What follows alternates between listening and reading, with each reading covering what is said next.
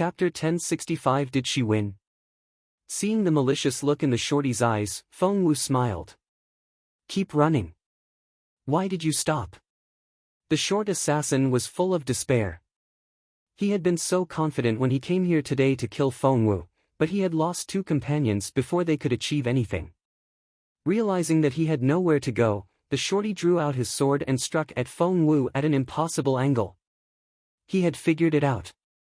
With that mighty cultivator around, he had no hope of winning.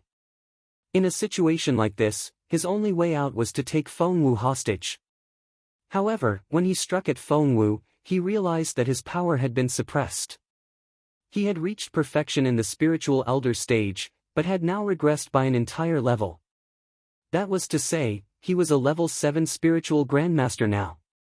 How was that even possible? The shorty was astonished. Exactly what strange place had he set foot in? How could such a frightening thing happen? Feng smiled. Welcome to my Tai formation. Your power has been reduced by an entire level. Now, we can start. She struck out. During those 7 days, Feng was only able to master 3 stances of Fallen Star swordplay. The first stance of Fallen Star swordplay, Sword of the Other World. Feng sword swept through the air, blowing cherry blossom petals down from the tree. The shorty grinned maliciously. Even when I'm a stage weaker, I'm still more than you can handle. His blade glinted. Clang! The blades clashed, sending sparks into the air. Feng stumbled back 7 steps, but the shorty was only pushed 1 step back. He looked surprised. Aren't you a level 4 spiritual Grandmaster? From that strike, he could tell that Feng was more than that. Feng smiled. A level 4 spiritual Grandmaster? I haven't been that for quite a while. She was right. The assassins had been sent by the Zhou family, for they knew what cultivation level she was at. After that assassin failed in the alley, they hadn't waited long to send another one. A fierce look flickered in Feng's eyes. The Zhou family was almost impossible to guard against. The second stance of Fallen Star swordplay, Dancing Dragon in the Moonlight. Feng had been pushed back 7 steps to counteract the impact of the shorty's strike, and she now dashed toward him, swift as a ghost. The next second, Feng nimbly moved her wrist and stabbed at the shorty's heart. It was so fast. And the angle she struck at was impossible to defend against. The shorty had a ferocious look in his eyes and his face twisted. Shielding his chest with his sword, he sent a streak of sword energy at Feng. Clang! There was another violent fluctuation of energy. Feng stumbled back 3 steps. This time, the shorty did the same. He stared at Feng in disbelief. How could this happen?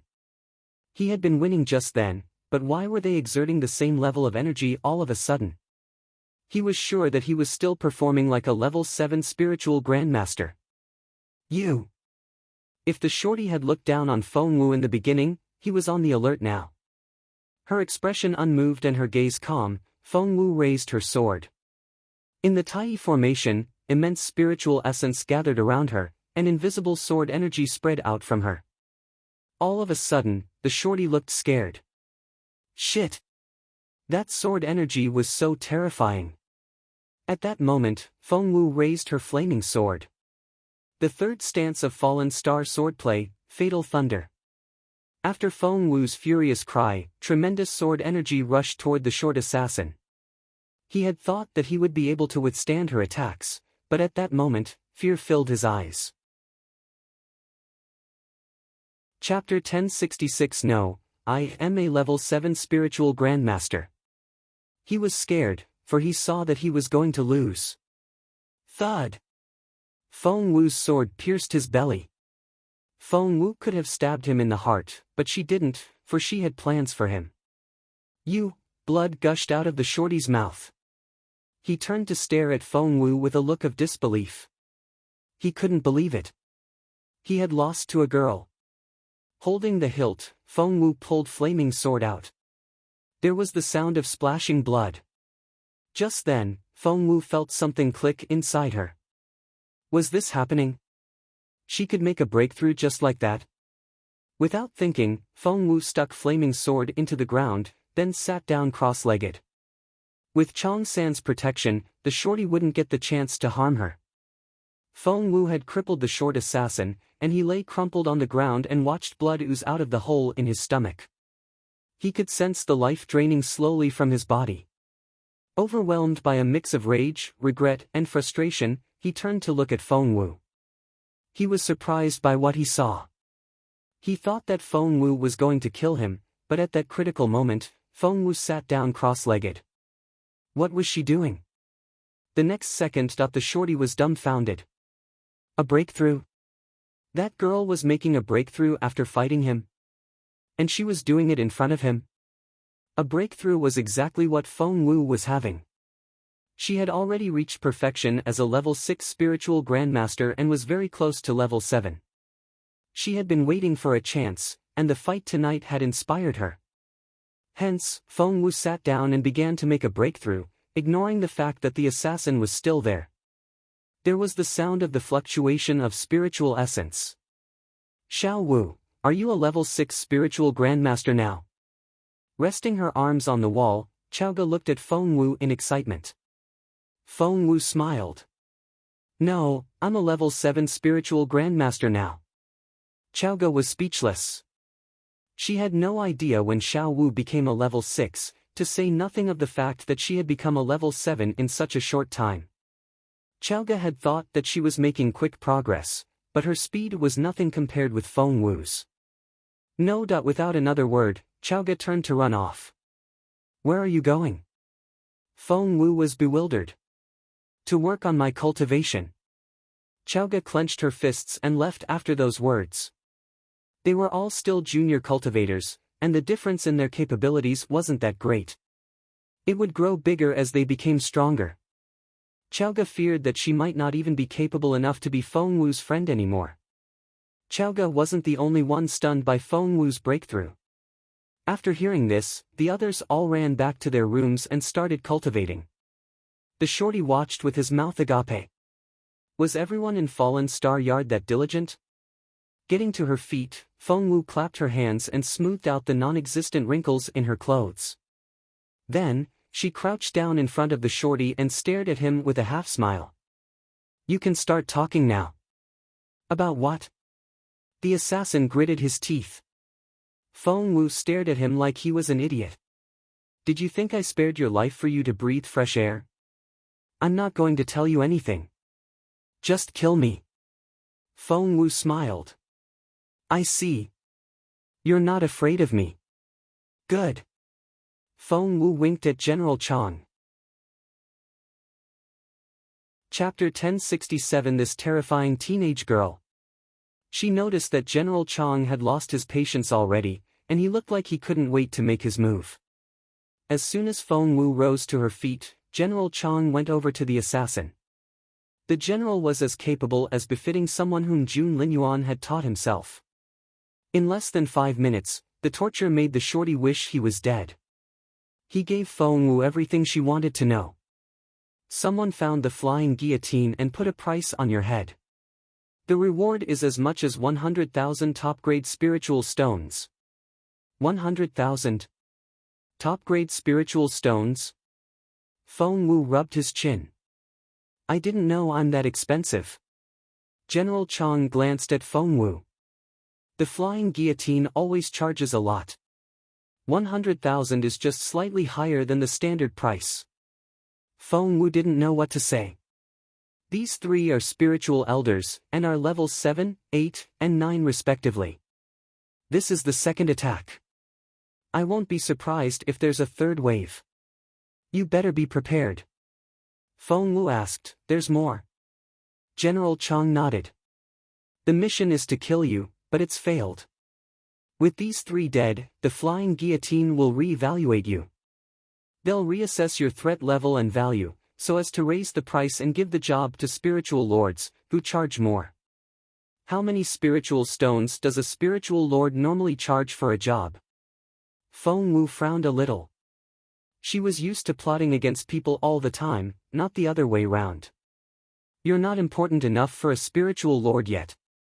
They won't take just any job, given how high their asking price is, it won't just be double the amount. Feng Wu was relieved. But a bunch of spiritual elders will be a lot to handle, too. Feng Wu secretly rejoiced, feeling lucky that she had snapped up General Chang. Otherwise, she didn't know what could have happened tonight. She could ask for Grand Secretary Feng's help, but she couldn't go to him all the time. All of a sudden, Feng Wu's eyes flickered. Did the Zhou family send them? Asked Feng Wu. General Chang shook his head. They'll never reveal information on their clients, or no one will hire them again. Feng Wu smiled. Although she had no evidence, not everyone had 100,000 spare spiritual stones lying around. Only someone who hated her to the core would be willing to pay such a huge amount. The Zhou family was her instinctive guess.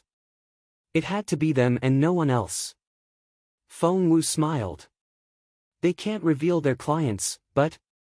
She grinned at the shorty. If other people can put a price on me, can I do it to them? General Chang glanced at Feng Wu, amazed by her quick reaction. The short assassin smirked. Once you're on the list, you can't turn it around, or it'll disrupt order in the assassination circle. That made sense. If one side put a price on their rival, and the other side did the same, there would be a price war, and things would get messy. The organization would gain profits in the short term, but its long-term development would be hampered. Alright, Feng Wu was able to pick up the implication immediately. I can't put a price on them, but someone else can, right? The shorty nodded, and couldn't help but pity the people who had hired him. This terrifying teenage girl wasn't as harmless and weak as assessed by his organization. Feng Wu didn't know what Chang San did, but the tough assassin had just become very obedient. Their organization was a very secretive one, and people couldn't just walk into their stronghold. They would need directions. Chapter 1068 The Dark World. Clearly, Feng Wu's threat worked, and the shorty had no choice but to tell her how to find his organization. Go to the grocery store at the end of the 3rd alley on East Avenue and ask for Guan 7. He'll show you in, but you have to be there before dawn. Feng Wu looked up at the sky and saw that it happened to be the right time. She nodded a little, then went back to her room. What about these two? Chang San's voice came from behind her. Feng Wu smirked. They tried to kill me, killing them would be too good for them. Just leave them in the Tai formation. They'll become human fertilizer. Human fertilizer? Both the assassins who were still alive stared at Feng Wu in disbelief. What did she mean by human fertilizer? Feng Wu smiled. Exactly what it sounded like. The Tai formation consumed a lot of spiritual essence. Although she could get it from all those top-grade spiritual stones underground, the spiritual essence which these two had would work as well. Feng Wu put on her disguise, and soon, she was unrecognizable. Chang San stared at her in astonishment, unable to recognize this ordinary, sallow teenage girl who looked no different from the rest of the crowd. Feng Wu waved at Chang San. You don't need to come with me. I'll be exposed if you show up. Although the news hadn't gotten around yet, once everyone learned that Chang San was the captain of her guard, they would easily make the connection. Chang San asked, Are you sure? Feng Wu waved him off. It's fine. Stay here. No one will recognize me when I look like this. Convinced, Chang San nodded. In the dark, Feng Wu moved as nimbly as a cat and soon disappeared into the night. At the end of the 3rd alley on East Avenue, there was a small orange lamp. Feng Wu didn't know that assassins could run their business in an actual store, let alone on East Avenue, the busiest street. That was interesting. Feng Wu was intrigued by the mysterious boss of the flying guillotine. Following the shorty's instructions, Feng Wu knocked on the door. 3 long knocks and 2 short ones, repeated 3 times. After the knocking, a quiet voice asked on the other side of the door, It's the middle of the night. Who is it? It sounded like a standard question, but it contained some secret information. Answer incorrectly and one would only be welcomed by an ordinary shop assistant. The correct answer, on the other hand, would lead you to an assassin organization. Feng Wu used a husky voice. I've come from afar and I ask for a bowl of water. It had to be those exact words in that exact order. As expected. The door opened with a creak after those words. Feng Wu didn't look around after she walked in, but only glanced at both sides out of the corners of her eyes. The layout looked like a grocery store. The shelves were lined with daily supplies and looked perfectly normal. But then, a young assistant went up to Feng Wu. Miss, what are you looking for? That was the second code. Luckily, Chong San had interrogated those two assassins separately. After questioning them repeatedly, he only gave the information to Feng Wu after making sure that they gave the same answer. Do you have lotus silk of ice silkworms? Feng Wu asked with an indifferent look on her face. The young man remained passive as he said to Feng Wu, we don't display such precious goods on the shelves here. Please come with me. Feng Wu's eyes lit up. She was getting somewhere. Following the young man, Feng Wu saw him raise a curtain at an opening, so she followed him in. One moment, they were in a grocery store that smelled like daily life. The next second. Chapter 1069 The Girl from Frozen Forest 1. Feng Wu felt an eerie, chilly air surround her. On the other side of the curtain was a world of light with rich colors, while on this side lay a cold, dark world. The moment Feng Wu stepped into this dark world, for some unknown reason, she was secretly excited. Guided by the young man, Feng Wu arrived at a small dark hut. It was narrow and unlit except for a single dim lamp on the bar counter in front of her. The bar counter was quite high and almost reached Feng Wu's chest. It looked a lot like a pawn shop. Behind the counter sat a person, whose face was hidden in the dark. Feng Wu couldn't see it clearly, but she could tell that the person was elderly. Young lady, please fill in this form. Feng Wu took the form and read it. She was supposed to fill in things like the person she wanted to kill, their capability, background, and so on and so forth. Who should she kill, then? In fact, Feng Wu had been thinking about that question on her way here. If it were up to her, she would have Xuanyuan killed. With their clan head gone, the Xue family would be much less of a problem. Therefore, Feng Wu filled in the form with Xuanyuan's information. Once the form was filled, Feng Wu put the pen back on the pen rack. She then blew the ink dry and handed the form back. Xuanyuan's name was big and clear. The old man in the dark took the form with scrawny fingers, and soon, there were some clacking sounds. Resting her hands on the counter, Feng Wu stood on tiptoe and looked into the shadows. That was strange. There was a light, so no matter how dark the shadows were, she should be able to see his features a little. But this man didn't seem to have any facial features at all. The eerie, grim, and dark atmosphere and cold wind gave one the creeps. But Feng Wu was a bold girl. Instead of being scared, she secretly reveled in it. Before long, the sound of the clacking abacus stopped.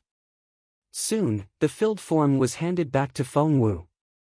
At the bottom of the page was the price of this contract. Seeing the number, Feng Wu's pupils contracted and she felt like crying out. That was so expensive.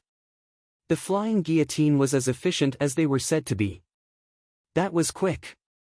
Feng Wu stared at the mysterious man inside in astonishment. That's a lot of money. Feng Wu had thought the 100,000 top-grade spiritual stones on her was already a high enough price, but the price on Xuanyuan was. You still have 2 more chances. The old man spoke in a cold voice. Feng Wu's expression clearly said that she couldn't afford it. Feng Wu scratched her head.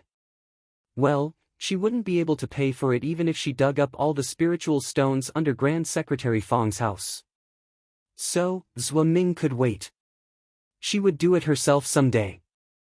Since she had 2 more chances. An idea struck Feng Wu. How about switching one? Feng Wu wrote quickly.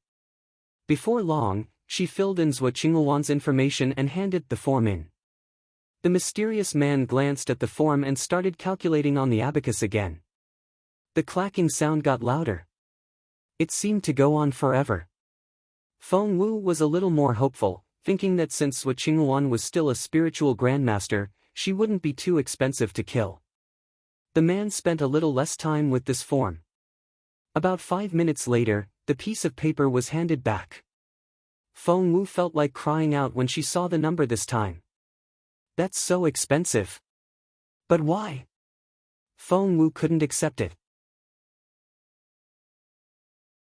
Chapter 1070 The Girl from Frozen Forest 2. The number on the page read, 1 million top-grade spiritual stones. You've got to be kidding me. Feng Wu had thought that the 100,000 top-grade spiritual stones on her head was expensive enough, but why did Xuanyuan cost 1 million? That was 10 times what Feng Wu herself cost. Isn't she a spiritual elder? Why is she so expensive? I don't agree. Feng Wu shouted at the man inside. The mysterious man probably hadn't heard a protest like this before, and was noticeably taken aback. But he came back to himself soon enough. Taking the paper back, he began to write. Soon, he listed the calculation process. Feng Wu saw the list and almost jumped to her feet. Xuanyuan's probable fiancé, 50% increase on the fee. True Phoenix blood, 50% increase on the fee. The final pupil of the Master of Firmament Palace, 50% increase on the fee. Feng Wu felt like vomiting blood. So, Xuanyuan was 10 times more expensive because of all those things? Damn it! Feng Wu clenched her fists. I can't afford that. The man inside didn't show any reaction to Feng Wu's words. Feng Wu asked, I still have another chance, right? Another form was handed out. Feng Wu nibbed on the end of the pen. She only had 3 chances, and she had wasted the first 2. She had to make this one work. Which of the Xue family members should she kill? Feng Wu began to run down the Xue family tree in her head. Forget about old Master Xue. Killing him would cost a fortune. Even if she could afford it, the flying guillotine probably wouldn't have an assassin capable enough to kill him. She couldn't afford the price to kill Xue Ming. Xue he was dead. She should probably forget about the other members of that generation. Moving down the family tree, her best choice was probably one of Xuanyuan's siblings. Feng Wu ran through her memory and recalled that Xuanyuan had a younger sister, Xuanyuan, who seemed rather annoying. Xuanyuan also had 2 older brothers and 2 younger ones. Xue Ming was very virile. Feng Wu recalled that Xuanyuan's second older brother was Xuanyuan, and he had been there when Xuanyuan destroyed her true phoenix blood. Feng Wu still vividly remembered his malicious smirk. It was never too late to take revenge. Xuanyuan it was, then. Feng Wu wrote down Xuanyuan's name. There came the clacking sound of the abacus again, and shortly afterward, Feng Wu was given back the piece of paper. Feng Wu was relieved when she saw the content. Finally, the price wasn't exorbitant this time. Of course, while it wasn't as expensive compared with the price before, it was still very high. Xuanyuan was a mere spiritual grandmaster. He didn't hold any important position, nor was he the favorite child of the family. Moreover, he visited brothels all the time, which made him a very easy target. Hence, he had the same price as Feng Wu, 100,000 top-grade spiritual stones. Feng Wu snorted inwardly, wondering if the contract on her had easy target written on it as well. After handing the form back, Feng Wu asked, Can I pay with spiritual medicine? Yes. Hence, Feng Wu started to take medicinal pills out. Feng Wu didn't have much money, but she had medicinal pills, for she was an extraordinary medicine refiner. Her master had set a rule forbidding her from selling her pills for money. To this day, Feng Wu still couldn't understand why. But she wasn't selling them now, but using them as currency. That wasn't against the rule, right? Shall I pay a deposit now? The full amount. The person inside sounded baffled. He then added in a quiet voice, There will be 3 attempts. You'll be paid back in full if the target isn't killed after that. Chapter 1071 The Girl from Frozen Forest 3. Good. Feng Wu gathered all the spare medicinal pills she had and was able to raise 100,000 top-grade spiritual stones worth. She then handed them over. "It'll be done in 7 days," the voice said quietly before Feng Wu left. Feng Wu smiled a little. It was expensive, but if Xuanyuan knew that his family was being hunted by the flying guillotine as well, would he put a price on other people's heads so casually after this? It was the break of dawn when Feng Wu was ready to go home. The sky had just started to brighten up, though it was still dim outside. Along the silent street, a figure as nimble as a cat jumped from roof to roof at top speed. Right at that moment, all of a sudden, Feng Wu felt a streak of spiritual essence sweep over her. That was. Feng Wu looked down to find a carriage racing along the street. She had no idea who the passenger was, but that streak of spiritual essence definitely came from inside the carriage. Feng Wu stared at the carriage. It was lit up from inside by 2 lanterns. They had the insignia of Northern Feng Mansion on them. Could it be Lady Northern Feng, her godmother? Feng Wu wondered if she should go down and say hello. However, it was Feng Sun inside, not Lady Northern Feng. Feng Sun had just gotten back from the suburbs, where Master Ling Hu lived. He was covered with sweat after a long night of training, and was dozing off in the carriage. He wanted to go back home more than anything else, so that he could lie down and sleep. The training was a rough stretching session which was so intense that all his tendons were cramping, and he was almost crying at the pain. It just so happened that Feng Sun had a nose sharper than a dog's. He was resting with his eyes closed when he caught a faint scent. A scent? It was so familiar. Nothing would have happened if Feng Sun had let it pass. That way, Feng Wu would be able to go home as planned, and so would Feng Sun. Unfortunately, something dawned on Feng Sun. And he caught that idea in a fleeting moment. "Ah!" Feng Sun cried out. "It's her! Her!" Then, the guards of the mansion watched as their young lord rushed out of the carriage, rambling words that no one else understood. Moreover, he jumped onto the roof right away. "My lord!" The guards were baffled when their young lord ran away. They followed him immediately. Feng Wu looked over her shoulder to find Feng Sun behind her. She smiled and was about to greet him when Feng Sun ran toward her, roaring, "You ugly girl! I finally found you! Stop right there!" Feng Sun's words were a thunderclap in Feng Wu's ears. "Ugly girl?" Feng Wu saw the light right away. She wasn't dressed like the ugly girl from the forest of northern border city before, but she had the same sallow skin, which was created by the same cream. "Ugly, stop! I know the smell of the cream you used to cover your face. It's you. Stop running." Feng Wu knew what this was about before Feng Sun finished talking. The cream had given her away. And Feng Sun. The last thing Feng Wu would do right now was say hello to him. She would blow her own cover. She turned and started running right away. "You're running away! How dare you!" Feng Sun yelled angrily. He couldn't believe this was happening.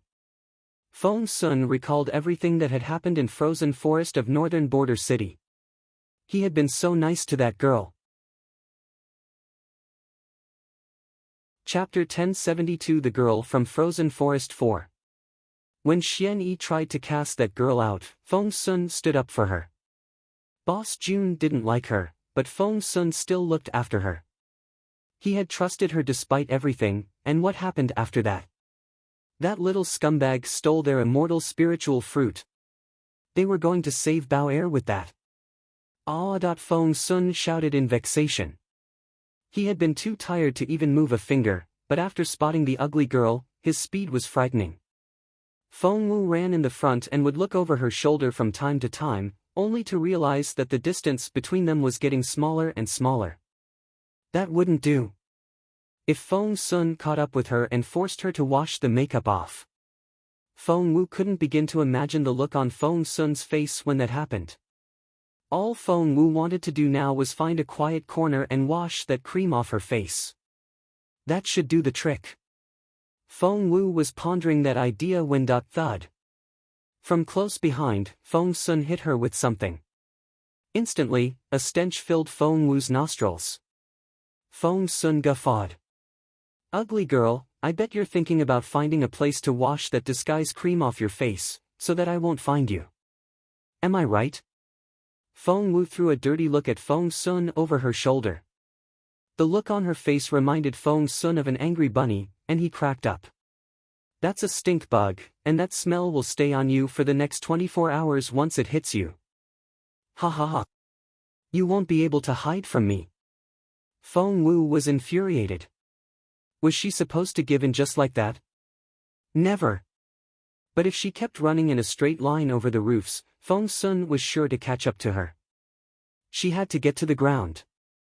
The winding alleys were her only hope. At that thought, Feng Wu leapt, moving as fast as a streak of lightning. She jumped off the roof and rushed into a house on her left up ahead. Feng Sun smirked. Where do you think you're going? Feng Sun's guards had caught up to him and were following him with loud footsteps, which woke many people at this early hour. Feng Sun turned around and told his guards, "Go tell Xian II and Boss Jun that I found the ugly girl. Get them here ASAP." He didn't dare to treat this lightly. After all, a chance like this didn't happen every day, and he couldn't afford to lose her again. It hurts. Taking a deep breath, Feng Sun realized that his muscles were sore from head to toe, and he felt really weak. She just happened to show up on the day he had an intensive stretching session.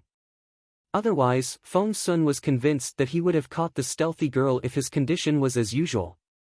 Jumping into the back garden of a house, Feng Wu wanted to hide, but the smell was so strong that she knew she wouldn't be able to get away with it. Involuntarily, Feng Wu reached into her ring space to look for some pills. She remembered that she had made some air freshener, but never got around to using it. That was why she had left it in some remote corner. Her search came back empty. She searched again and still found nothing. Ah! Feng Wu smacked her head in frustration. She remembered now. She had indeed made some air freshener and left it in a corner, but a moment ago, when she had tried to pay for the bounty, she took out all her spare medicine, and that air freshener had been in the pile. At that thought, Feng Wu wanted to smack her own head. That was so. Ugly girl, you're not getting away. Just then, Feng Sun jumped off the wall as well and dashed at Feng Wu. However, just before he reached her. Chapter 1073 The Girl from Frozen Forest 5. Thud. He stepped into a mud pit. But it was more than a mud pit. It was filled with dog shit. Feng Wu had covered the pit with leaves. In the dim light at this hour, and with the stench around Feng Wu, Feng Sun missed the pit and stepped right into it. As soon as he stumbled into the pit, Feng Sun shrieked. Arg! Feng Wu chuckled into her palm. That's what you get for chasing me and refusing to leave me alone. Of course, Feng Wu didn't linger. She immediately turned to run. She knew perfectly well that Feng Sun's anger would drive him on a harder pursuit. That was her voice. Infuriated, Feng Sun cursed. He then pulled his feet out of the pit to find his boots covered in dog shit. Holding his breath at the stench, he took off his boots, tossed them aside, then ran after Feng Wu on bare feet. Ugly girl! Stop! Stop right there! Feng Sun sounded angry and frustrated. Feng Wu was anxious and didn't know what to do. She wanted to tell Feng Sun to stop. Trying to catch her would only harm them both. Feng Wu turned around and warned him, "Stop chasing me. You'll never catch me." Ha! Feng Sun snorted. Here's what I'm going to tell you, over my dead body. That's serious. Feng Wu cringed. Coming from Feng Sun, that was a massive grudge.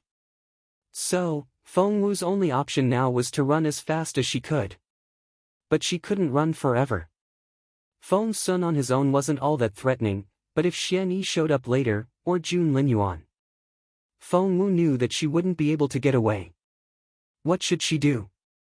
Feng Wu racked her brain for a way out. The stink bug was her main problem. The smell was impossible to remove, and she would be found out wherever she went. Therefore, removing the stink was her top priority. But how? Feng Wu's thoughts whirled. Could she go to a pharmacy? Feng Wu shook her head. She could see that the pharmacy was still quite some distance away, and even Feng Sun would consider that possibility. Maybe he had already stationed someone outside the pharmacy. Air freshener, where could she find some air freshener? Yes. Feng Wu's eyes lit up. A brothel. Brothels were very particular about hygiene and wouldn't have any foul smells in their buildings. They had to have some air freshener around. Where were the brothels in the imperial capital? Feng Wu hadn't been to one, but she knew the imperial capital well enough to know the general direction. Feng Sun was still running after Feng Wu when he saw her change direction. He frowned. Where is she going? Shit. Feng Sun was quick-witted enough to figure out the answer. What's wrong? Xuanyuan showed up at that moment. Quickly. That girl is heading for the brothels. Stop her. Xuanyuan glanced at Feng Sun. Is she really that ugly girl? Yes. It's her. This may be our only chance. If we lose her, we may never find her again. Go get her. She smells like a stink bug. Feng Sun and Xuanyuan were going to split up when, hey, are you chasing something? A teenager leaned against a banister and grinned at Feng Sun. It was none other than Yuminji. An idea struck Feng Sun when he saw Yuminji. Yuminji. He wasn't the only one who was tricked by the ugly girl in Frozen Forest. Yuminji was a victim, too. Chapter 1074. What a scene. Feng Sun felt that he was that close to catching the ugly girl, but Yuminji still didn't have a clue. At that thought, Feng Sun had a sense of superiority. Yuminji tapped his chin with a slender finger.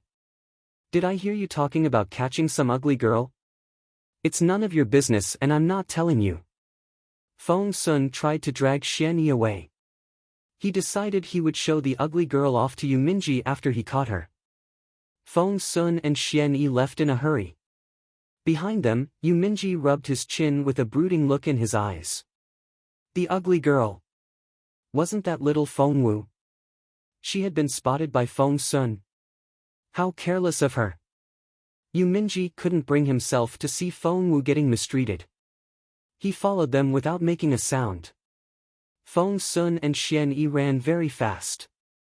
When they got there, their men had already surrounded the busiest brothel in the imperial capital. Young lord, that girl slipped in here. Feng Wui, the captain of the northern Feng Mansion's guards, cupped his hands at Feng Sun. Feng Sun asked, all set? Feng Wui said, we have men everywhere in the area. There's no way that the girl can get away. Feng Sun nodded. However, recalling how stealthy the girl could be, he said to Feng Wui, go back and bring the dog here. Just as a precaution. After giving the instruction, Feng Sun and Xuanyuan entered Perching Phoenix Terrace. The building known as Perching Phoenix was richly decorated and looked luxurious. Their nostrils were filled with a warm, pleasant smell as soon as they set foot inside. Madame Cui, the madam of Perching Phoenix, was hosting some guests when a male servant came in. Young Lord Feng and young Lord Xian are here. Both were popular figures in the imperial capital. They might not know everyone, but everyone knew who they were. Mouths fell open after they entered the building. Madame Cui rolled her eyes grumpily when she heard those words. Are you kidding me? How would two prominent figures like them show up here? We might have some beautiful girls here in Perching Phoenix, but they aren't beautiful enough to draw those two here. The servant said hastily, it's true. They're already in the building. Madame Cui looked over her shoulder, just in case, and what she saw astonished her. Oh my! Young Lord Feng and young Lord Xian. To what do we owe this honor? Are you here to enjoy the flower festival of Fengqi, our Miss Perching Phoenix? The so-called flower festival was an auction for the rights to take the virginity of the girl known as Fengqi. Miss Fengqi, who was named after perching phoenix, had grown up in the brothel. She had learned drawing, chess, calligraphy, and musical instruments from famous teachers, and had been entertaining her guests with her talents rather than her flesh until she was 16. Tonight, Madame Cui decided to sell her at a satisfying price. Madame Cui's eyes lit up when she saw Feng Sun and Xian Yi. Talk about bigwigs and real descendants of influential families. She had been entertaining some young descendants of big families, but as soon as Feng Sun and Xian Yi showed up, Madame Cui wanted to give them all her attention. Although Madame Cui couldn't wait to serve these two, their minds obviously weren't on that Miss Fengqi. Feng Sun frowned and waved Madame Cui off. Out of my way. Go back to whatever you were doing. After that, he and Xian Yi headed for the stairs. An idea struck Madame Cui. Were they going backstage to look for Miss Fengqi directly? Young Lord Feng was using his rights as a young lord. A stage had been built at the center of the main hall. It was decorated with flowers of all colors and lit up brightly. Chapter 1075 Where S. Feng Wu. They had prepared enough flower petals for Miss Fengqi's performance later. In front of the stage, more than 20 chairs had been set out. Only the 3 chairs that were in the front row were made from expensive red sandalwood. There were 6 chairs in the second row, and in the third.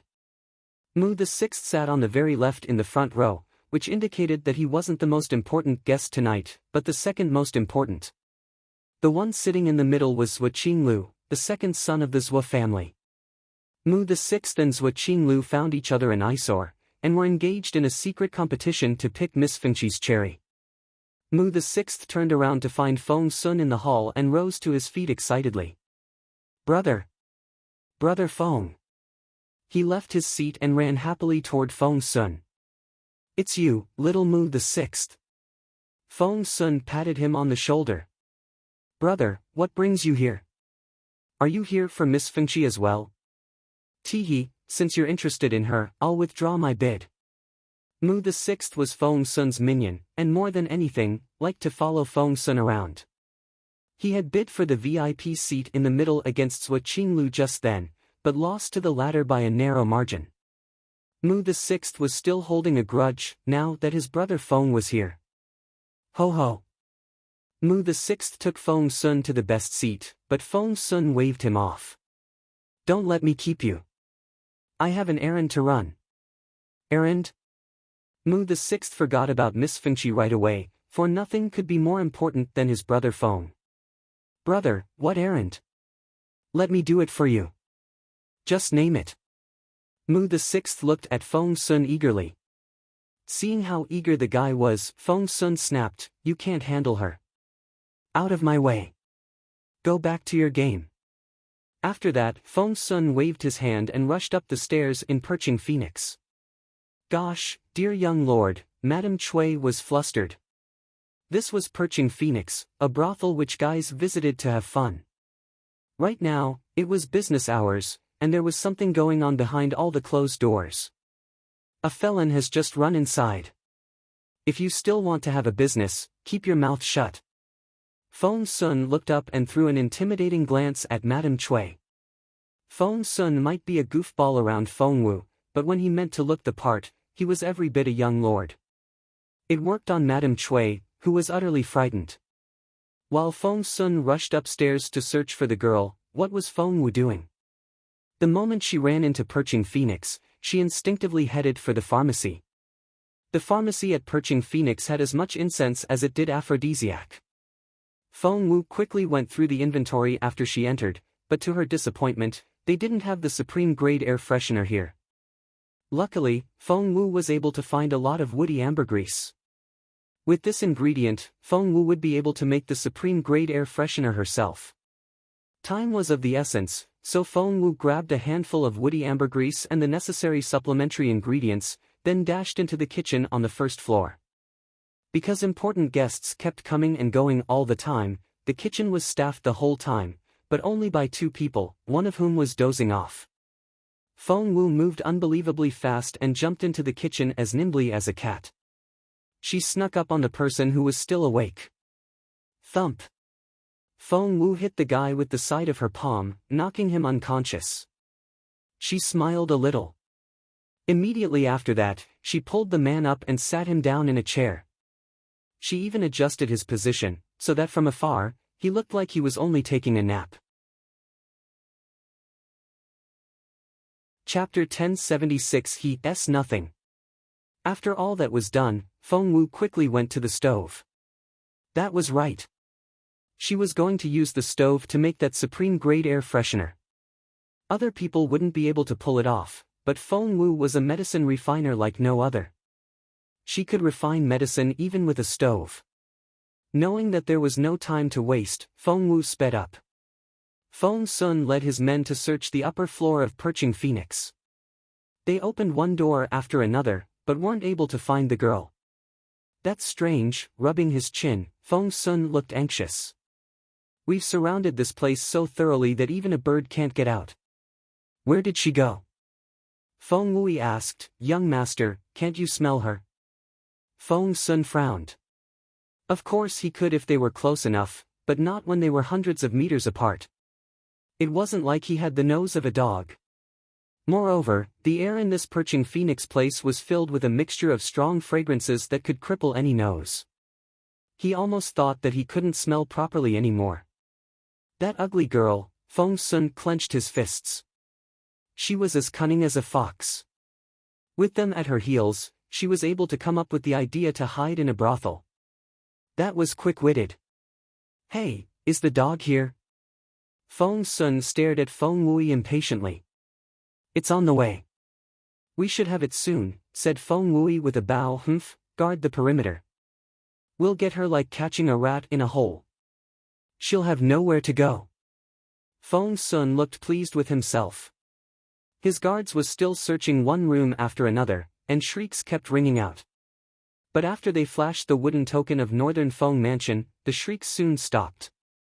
Young lord, the 9 rooms in the east wing were searched. She wasn't there. Young lord, the 9 rooms in the west wing were searched. She wasn't there. Young lord.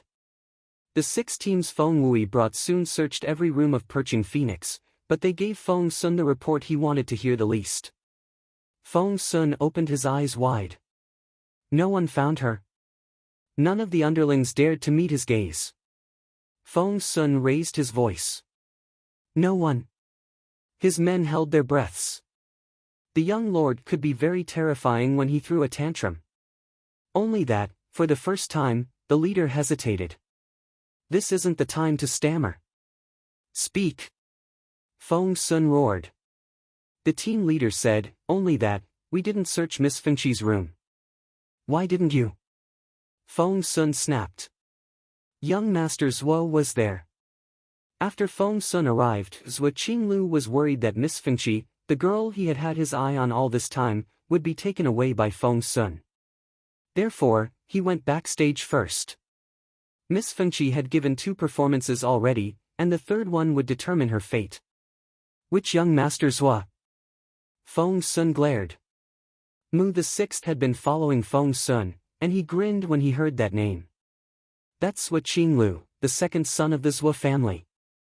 The team leader said, yes, young Master Zhuo the second blocked the door and told us that we were offending Miss Fengqi. Who the hell does he think he is? Feng Sun glowered. Show me the way. Oh my. Mu the Sixth was over the moon. Xuanyuan had been so arrogant in front of Mu the Sixth because he was the direct descendant of the Zhuo family, which was favored by the empire at the moment. Moreover, the Zhuo family had a daughter, Xuanyuan, who was a rising star.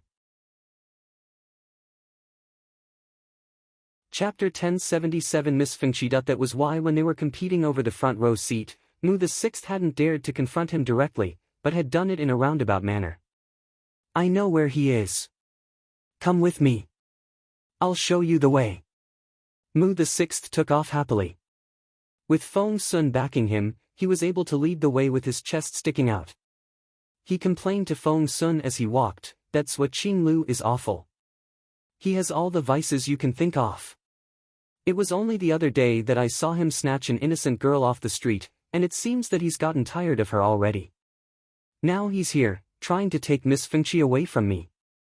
I've been courting Miss Fengqi since forever. I had a crush on her when she was 13 and I waited 3 whole years for her to reach the right age. And now, that Xuanyuan shows up to steal my fruit. Brother Feng, I've never asked you for anything, but I really need your help this time. Please help me. Mu the Sixth's affections seemed genuine, and he gave Feng Sun a pleading look. Feng Sun smacked Mu the Sixth on the head. What? You want her as your wife? Mu the Sixth glowered. Well, if not that, I can always make her my concubine. Brother Feng, one word from you and my mum will say yes. Brother. Feng Sun threw a dirty look at him. Help me catch that ugly girl today and I'll help you. Mu the Sixth was thrilled. Great. That's great. Brother, what does that ugly girl look like? Any special features? He rolled up his sleeves and was ready to get his hands dirty. Feng Sun was about to describe the girl, but realized he didn't know how to. The girl had used some cream to disguise herself. She didn't look like herself and he had no idea if she was going to have a different face now. Feng Sun said in frustration, the girl looks. Well, forget about her looks and just sniff around. She was hit with a stink bug, and that smell won't go away for a while. Mu the Sixth nodded eagerly. Sure. I'll find her for you. As they spoke, they reached Miss Fengqi's bedchamber. Miss Fengqi had played a musical instrument and sung. Right now, she was preparing for her third performance, which was a dance. Xuanyuan was guarding the door, and he frowned when he saw the large group of people coming his way. Seeing Mu the Sixth, who was leading the team, Xuanyuan gloated and smirked. Loser, you've got some balls to come back. However, as soon as Xuanyuan spoke, an impolite voice came from behind Mu the Sixth. Who did you just call a loser? Wearing a heavy cape, Feng Sun showed up behind Mu the Sixth. Young Lord Feng. Xuanyuan stared at Feng Sun with a grim look on his face. Move! Feng Sun stared at him. Young Lord Feng, this is Miss Fengqi's. Before Xuanyuan could finish the sentence, Feng Sun reached out and picked Xuanyuan up like he was holding a chicken. Crash! Xuanyuan smashed into the wall. The violent energy seemed to burn up his insides, and blood threatened to rush up his throat. Feng Sun ignored him and headed right into the room. Ah! A frightened shriek rang out inside. Miss Fengqi was changing into a complicated dress, which consisted of dozens of layers, but together, looked as thin as cicada wings. The teenage girl raised her head. She had delicate features and was blushing prettily. Her exquisite shoulder blades looked almost transparent under the light. Of course Miss Fengqi knew who young Lord Feng was. As for the guests tonight. Chapter 1073 The Girl from Frozen Forest 5. Thud! He stepped into a mud pit. But it was more than a mud pit. It was filled with dog shit. Feng Wu had covered the pit with leaves. In the dim light at this hour, and with the stench around Feng Wu. Feng Sun missed the pit and stepped right into it. As soon as he stumbled into the pit, Feng Sun shrieked. Arg! Feng Wu chuckled into her palm. That's what you get for chasing me and refusing to leave me alone. Of course, Feng Wu didn't linger. She immediately turned to run.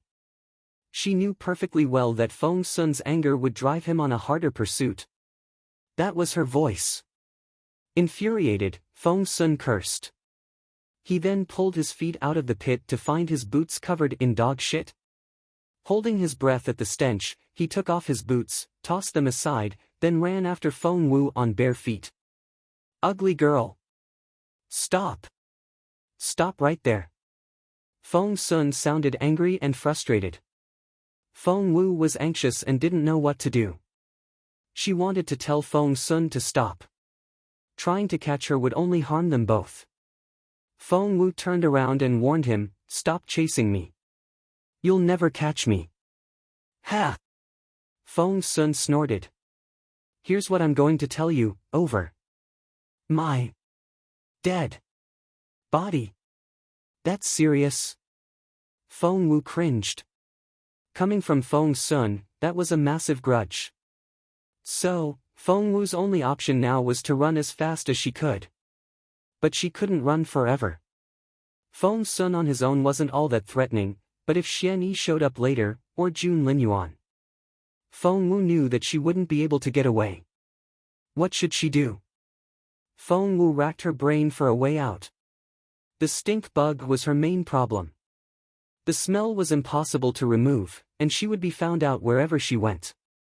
Therefore, removing the stink was her top priority. But how? Feng Wu's thoughts whirled. Could she go to a pharmacy? Feng Wu shook her head. She could see that the pharmacy was still quite some distance away, and even Feng Sun would consider that possibility. Maybe he had already stationed someone outside the pharmacy. Air freshener, where could she find some air freshener? Yes. Feng Wu's eyes lit up. A brothel. Brothels were very particular about hygiene and wouldn't have any foul smells in their buildings. They had to have some air freshener around. Where were the brothels in the imperial capital? Feng Wu hadn't been to one, but she knew the imperial capital well enough to know the general direction. Feng Sun was still running after Feng Wu when he saw her change direction. He frowned. Where is she going? Shit. Feng Sun was quick-witted enough to figure out the answer. What's wrong? Xuanyuan showed up at that moment. Quickly. That girl is heading for the brothels. Stop her. Xuanyuan glanced at Feng Sun. Is she really that ugly girl? Yes. It's her. This may be our only chance. If we lose her, we may never find her again. Go get her. She smells like a stink bug. Feng Sun and Xuanyuan were going to split up when, hey, are you chasing something? A teenager leaned against a banister and grinned at Feng Sun. It was none other than Yuminji. An idea struck Feng Sun when he saw Yuminji. Yuminji. He wasn't the only one who was tricked by the ugly girl in Frozen Forest. Yuminji was a victim, too. Chapter 1079 Not going anywhere. What was more, she saw Xuanyuan leaning against a tree with a sword between his crossed arms. He only had to look up to spot Feng Wu. Xuanyuan then lifted his head involuntarily and seemed alarmed. Frightened, Feng Wu cringed, and without thinking, fell back into perching phoenix. No, that she was trapped here. Feng Wu was stumped, but not for long, for she heard approaching footsteps, along with the sound of Feng Sun's berating. She was just here. How come you didn't see her? Find her for me. Feng Sun and Xuanyuan were going to meet up, and if one drew a straight line between the two of them, Feng Wu was right in the middle. She turned around and headed for the backyard of Perching Phoenix. She hid herself in one of the rooms. Behind her was an erotic scene, and the sound of suggestive panting filled the air, but Feng Wu wasn't affected at all. She knew she couldn't remain here. From what she knew of Feng Sun, she was sure that he would widen the search and turn every room upside down, even those he had already searched. Feng Wu frowned at that thought. Raising an arm, she sniffed at herself. The scent was very faint now, and wouldn't be detected if she kept her distance from him. But where was she going to hide now? The last thing Feng Wu wanted was to be caught, for that would lead to the incident with the immortal spiritual fruit.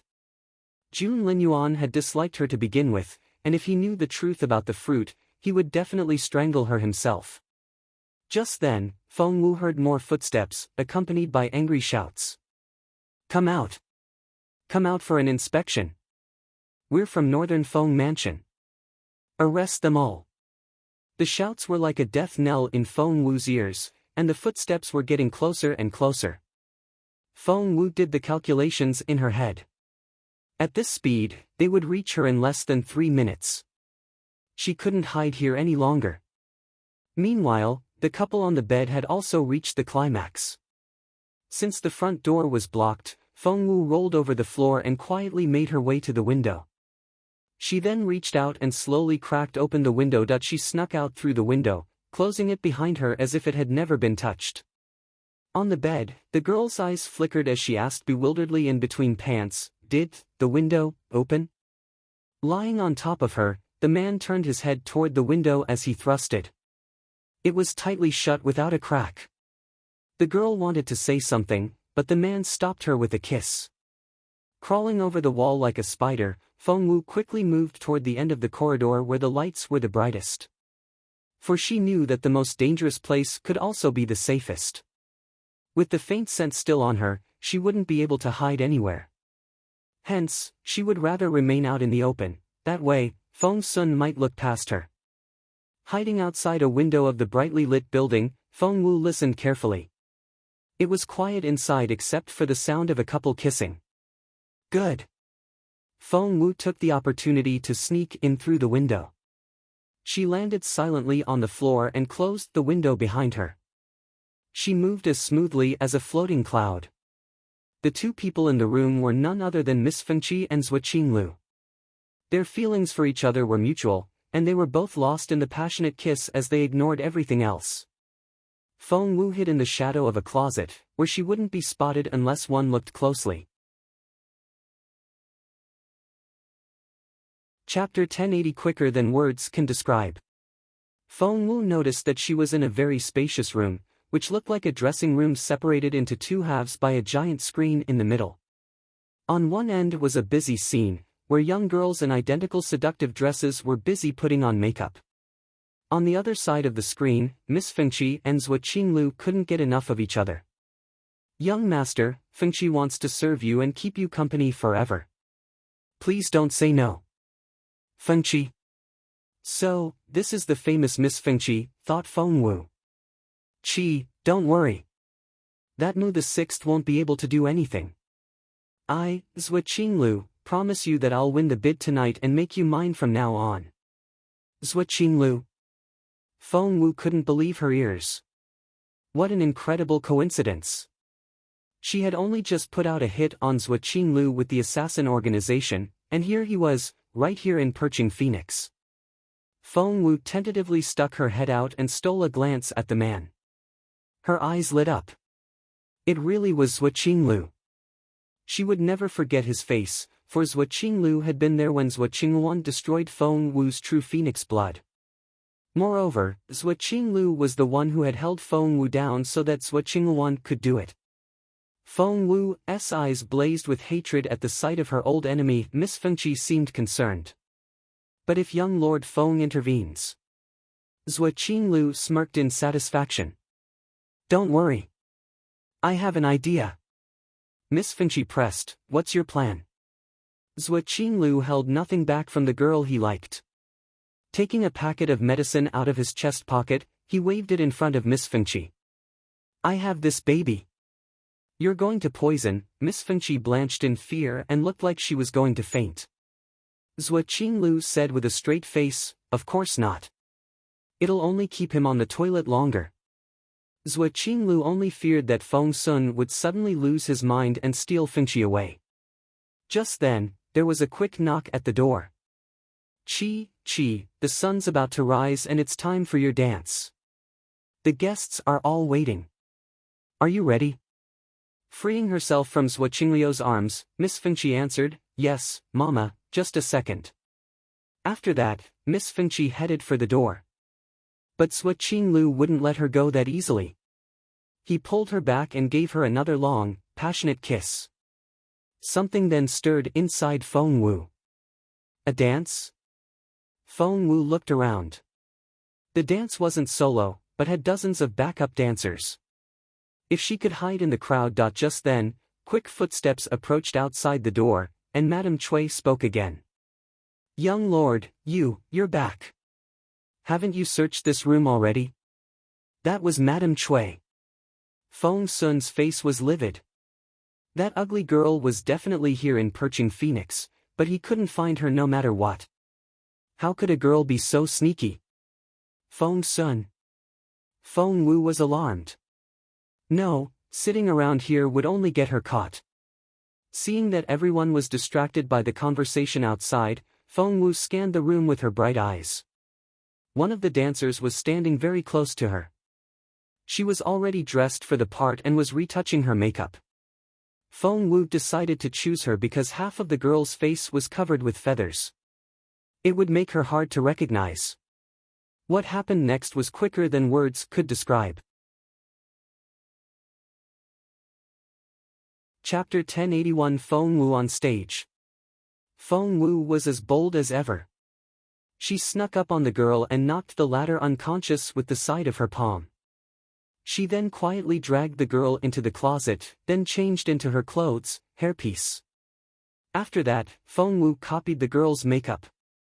With the feathers that covered her face, Feng Wu was able to achieve the seemingly impossible makeover. Quickly, everyone on stage. Now! Madame Cui rushed the group of dancers out of the room like a hen ushering out chicks. Madame Cui looked at Miss Fengqi in a regretful manner, then pulled the latter out of Xuanyuan's arms. Quickly, you're needed downstairs. Xuanyuan was an ideal choice, but young Lord Feng had shown up and Madame Cui was completely biased toward Feng Sun, despite the fact that Feng Sun showed no feelings for Miss Fengqi. Feng Wu hid herself well in the crowd and quickly followed them out. The sound of musical instruments soon rang out in the main hall on the first floor. Miss Fengqi was dancing in the center of the stage, and was surrounded by the others like the moon among the stars. This was Feng Wu's first time dancing this piece, but luckily, she was a backup dancer and one of many among the crowd. It didn't take her long to catch up with the others. Meanwhile, Feng Sun was searching room after room for Feng Wu on the second floor. He couldn't understand it. That girl had to be here in Perching Phoenix, but why couldn't he find her? It was as if she had vanished into thin air. Frustrated, Feng Sun smacked the banister, making a loud bang. On stage, Feng Wu stole a glance at Feng Sun as she moved along with the music. She was secretly elated when she saw how vexed he was. The last place Feng Sun could imagine she would hide herself was on stage. Just then, Feng Wu sensed a cold gaze on her. To be more precise, the gaze was directed at the center of the stage. It was Xian Yi. Feng Wu noticed that Xian Yi was leaning against a column with his sword between his crossed arms and a cold look in his eyes. She felt a chill run down her spine. Involuntarily, she danced more properly than before. Otherwise, Xian Yi's sharp eyes would pick her out in no time. Feng Sun came down the stairs, looking infuriated. Seeing him like that, Mu the Sixth rose to his feet in a hurry. "Brother, please have a seat." Because of Feng Sun and Xian Yi's arrival, 2 more seats had been added to the first row. Feng Sun sat down in frustration, then grabbed a cup of tea and gulped it down. Mu the Sixth followed Miss Fengqi's dancing with an infatuated look on his face, while making an effort to talk to Feng Sun. "Brother, did you not find the girl you were looking for?" Feng Sun only snorted. Mu the Sixth said, "Brother, don't be mad. We have more than enough girls here in Perching Phoenix. Look at those on stage. They come in all shapes and sizes. Brother, all you need to do is name one and I'll bring her to you." Feng Sun gave him a "you idiot" look and couldn't be bothered to reply. Those girls on stage were nothing compared with that ugly girl. She might not be pretty, but she had the most amazing eyes. One would never forget them after they saw those eyes. All the girls on stage were just commonplace women. Meanwhile, Feng Wu wanted to jump for joy on stage. Good. Xian Yi was going to stay here in the main hall. After this dance, she could jump over the wall and get herself out of this mess. Feng Wu was a little anxious, for this piece was quite long. Seeing that Feng Sun was staring blankly at the stage while his mind had wandered off, Feng Wu. Chapter 1082 Slightly nervous. And Feng Wu grew anxious. She desperately wanted the dance to end, so that she could make the great escape before Feng Sun showed up in front of her. Before long, the music slowly came to an end with the last note lingering in the air. Finally, it was over. Standing in place, Feng Wu let out a breath of relief. Because of the curtain call, Feng Wu stood in the second row until the very last moment. Mu the sixth grinned. Brother, look. With all the feathers covering half their faces, the girls all look so mysterious. What do you think? Feng Sun was in an impatient mood and had no interest in any of the girls. After knowing someone as beautiful as Feng Wu, even Miss Fengqi was an ordinary woman in Feng Sun's eyes, not to mention those girls around her. He couldn't even be bothered to glance at them. Feng Sun then rose to his feet. Feng Wu was secretly relieved. Finally, he was leaving. However, Feng Sun paused as soon as he stood up. He spun around and stared at the girls on the stage. What did you just say? Feng Sun stared at Mu the sixth. Mu the sixth was dumbfounded. What did I say? Feng Sun said, repeat it. Mu the sixth said, I said the girls came in all shapes and sizes. The next sentence. If you like any of them. The one before that. Half of their faces are covered with feathers. Feng Sun snapped his fingers. That's it. After that, he stared at the girls on the stage with a grin, then walked toward them. Seeing Feng Sun get onto the stage, everyone's eyes shone curiously. Was young Lord Feng really interested in Miss Fengqi? Xuanyuan's face was livid. Feng Sun had said only just then that he wasn't interested in Miss Fengqi, but why did he suddenly? Damn it! Clenching his fists, Xuanyuan stiffened. If Feng Sun really wanted to use his power to take the girl away, there was nothing Xuanyuan could do. He was getting closer and closer. Feng Sun had gone up to Miss Fengqi and was reaching out. Thrilled, Miss Fengqi shivered and blushed in expectation. If young Lord Feng really had his eye on her, she would be much better off with him than becoming Xuanyuan's woman. Feng Sun had indeed reached out, but he only pushed Miss Fengqi aside. Out of my way. What? Miss Fengqi stood there, baffled. Her face turned so red that her cheeks seemed to be bleeding. Damn it! Meanwhile, Feng Wu grew nervous. It was obvious that Feng Sun had grown suspicious of the girls on the stage. Feng Wu still smelled faintly of that bug, and she would be easily spotted if Feng Sun got too close. What should she do now? Feng Wu's heart raced. She was in the second row, and right now, Feng Sun was standing in front of them with his hands behind his back and a bone-chilling look in his eyes. Take your feathers off. Feng Sun stared at them with a grim look on his face. The title of young Lord Feng alone was enough to intimidate them. Although the girls had no idea why the young lord gave that order, they still removed the feathers from their faces as told. Because of her tight schedule, Feng Wu had been a little hasty with her makeup. She could make it work with the feathers on, but without them, she had a 70% resemblance to the girl she had been disguised as before. They stood in two slanted lines. When Feng Sun walked past them, he could see all their faces in one go. Feng Wu. Chapter 1083 Couldn't get any more dangerous. Feng Wu was a little on edge, but the more nervous she was, the calmer she looked. No one could tell how agitated she was deep down. Luckily, Feng Wu had put on her makeup, mimicking the dancer she had replaced.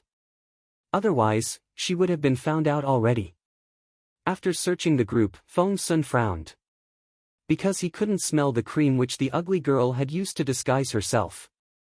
That was to say, that girl wasn't wearing it at the moment. What Feng Sun didn't know was that with the right skills, even ordinary makeup could be used to disguise one's face, it was just that it wouldn't last as long. Feng Sun didn't see the familiar face at first glance, nor did he catch the scent. He frowned. Could it be that he had been mistaken? Was the girl not among the dancers? Feng Sun looked at the faces again. Your names. Feng Sun snorted. The others didn't think much of it, but Feng Wu was dumbfounded. That was because she didn't know the name of the girl she was impersonating. And she couldn't make up one, for everyone on stage knew the girl's name. What should she do? She would be exposed. By then, the others were already giving out their names. From the left to the right in the first row. Chang Xian, Fan Yifeng, Zhang Danlan. The girls in the first row soon finished giving their names, and it was the second row's turn. However, Feng Wu still didn't know who she was supposed to be. Her back was already soaked with sweat under her clothes. Feng Wu wanted to ask around to find out the girl's name, but she couldn't do it when Feng Sun's attention was fixed on them. An idea struck her when it was going to be her turn soon. She stepped on the foot of the girl in front of her. "You Xueka, what did you do that for?" The girl in the front turned around and glared at Feng Wu. She realized that Yu Xueka seemed to have a smaller face tonight, and wondered if she was seeing things. The girl in front of Feng Wu was called Yu Yu, and she was a little curious. However, with young Lord Feng still around, she didn't dare ask further questions. She quickly turned back around and resumed her position. "What were you talking about?" Feng Sun stared at Yu Yu. Yu Yu was so nervous that she stammered. I. She stepped on my foot, so. If Feng Sun had pressed Yu Yu and asked her if she felt something was out of place, Yu Yu would have told him. But he didn't. He only stared at those in the second row. Soon, it was Feng Wu's turn. Feng Wu stuck out her chest. "You Xueka." She didn't know what the real Yu Xueka sounded like, so she deliberately made her voice husky. Feng Wu was able to keep her cover and she felt like giving herself a thumbs up. Her identity had stayed hidden and Feng Wu was able to make another narrow escape. "Brother, what's wrong?" Mu the Sixth looked at Feng Sun in bewilderment. "Why do you look like you're looking for a fugitive?" Feng Sun smirked. "That's exactly what I'm looking for. When I find her, I'll skin her alive and drink her blood." Feng Wu's stomach lurched. Luckily, after another look around, Feng Sun still couldn't find Feng Wu. In the end, he had no choice but to leave the stage. Feng Wu heaved a sigh of relief. If one were to look closer, they would see that Feng Wu had sweat all over her back, which had almost soaked through her clothes. Just when Feng Wu thought she was out of the woods, there was the sound of a dog barking from the front door. All heads turned to the door. Those were some fierce growls. Feng Wu stared at the dog that had just entered the door. Chapter 1084 Hahahaha. Point 1 Look and Feng Wu narrowed her eyes dangerously. It didn't look good. The dog was covered in glossy, fine black fur and was as tall as 2 meters. Its appearance was very intimidating. It was a type of detection dog, which was highly sensitive to scents. Feng Wu was immediately alarmed. She was going to be discovered. She was sure of it. Since she was standing in the back row, Feng Wu was able to stealthily move backward when all eyes were on the front door. She might never get a better opportunity than this one. After backing away 10 steps, Feng Wu turned to run. The dog had made such a grand entrance that no one noticed that Feng Wu had gone. Only that. Arf! Arf! Arf! The giant dog exploded in a fit of barking. It had been on a leash, but at that moment, it charged out, as fast as a streak of lightning following the dog's direction. Feng Sun saw the back of someone wearing a light pink dress. He remembered that person. She was the 5th girl in the second row on stage. He grabbed Yu Yu. "That person behind you, what did you tell her?" Frightened by Feng Sun, Yu Yu shivered. Even her voice trembled. I didn't tell her anything." "Speak." She just accidentally stepped on my foot, so I asked Fu Xueka what she did that for." Hearing that, Feng Sun looked like he had just been slapped hard. He could almost feel the pain in his cheek. It had to be her. The girl knew how to change her face and she could easily pretend to be someone else, but she didn't know the name of the girl she was impersonating. The thought of him being so close to catching the girl just then made Feng Sun want to punch someone. By then, Xian Yi had dashed out like a shooting arrow. "Go!" Feng Sun roared, then charged out. He was cursing loudly in his head. That girl was so smart. She was able to hide herself among the dancers, and she danced so well. She danced as well as the others and one couldn't tell the difference. Did she really not practice beforehand? At the same moment, Feng Wu. Her face had never looked this grim and dark before.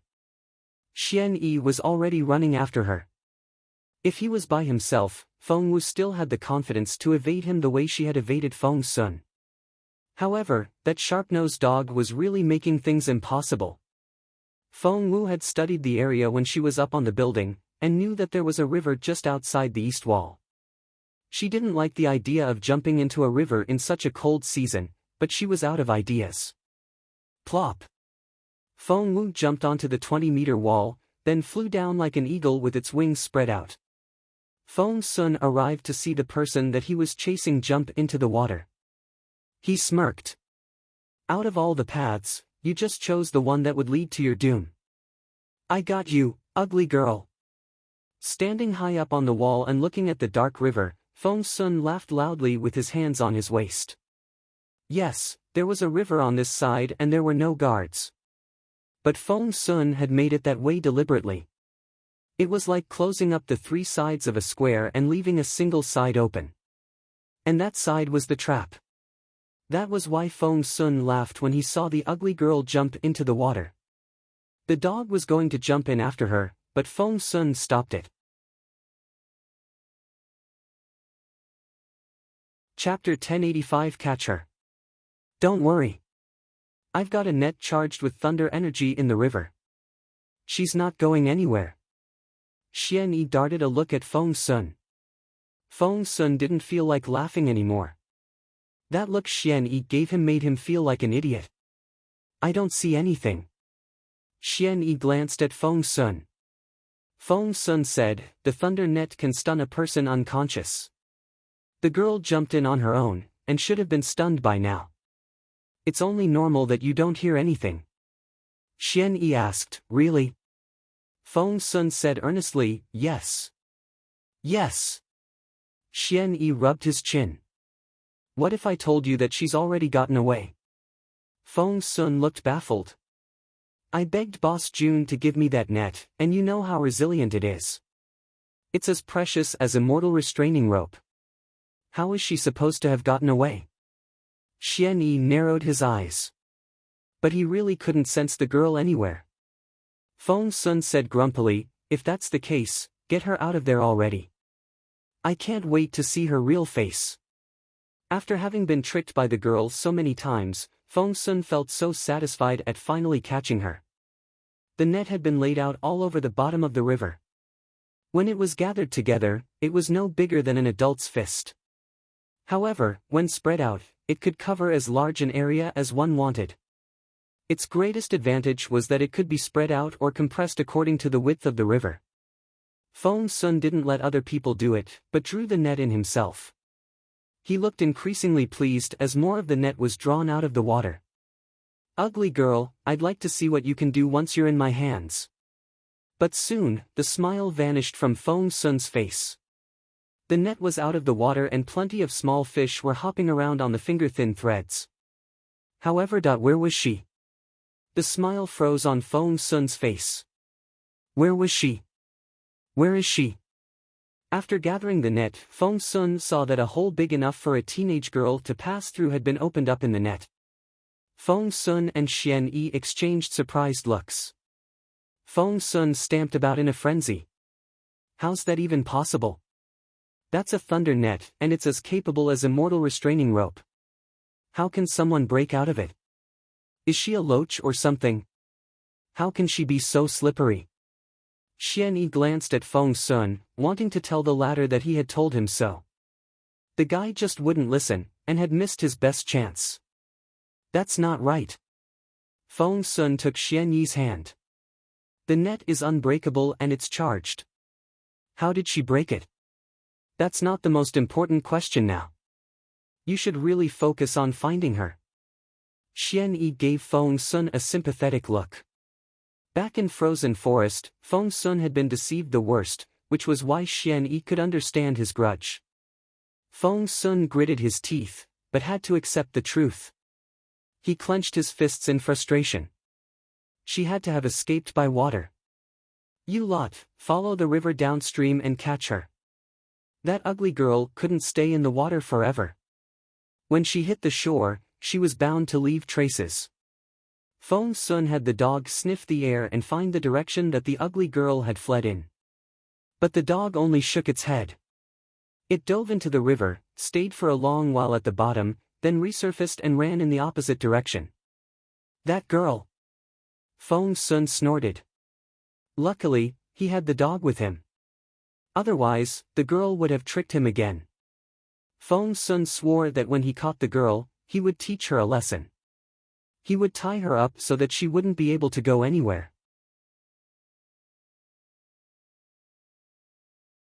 Chapter 1086 Smart Little Feng Wu.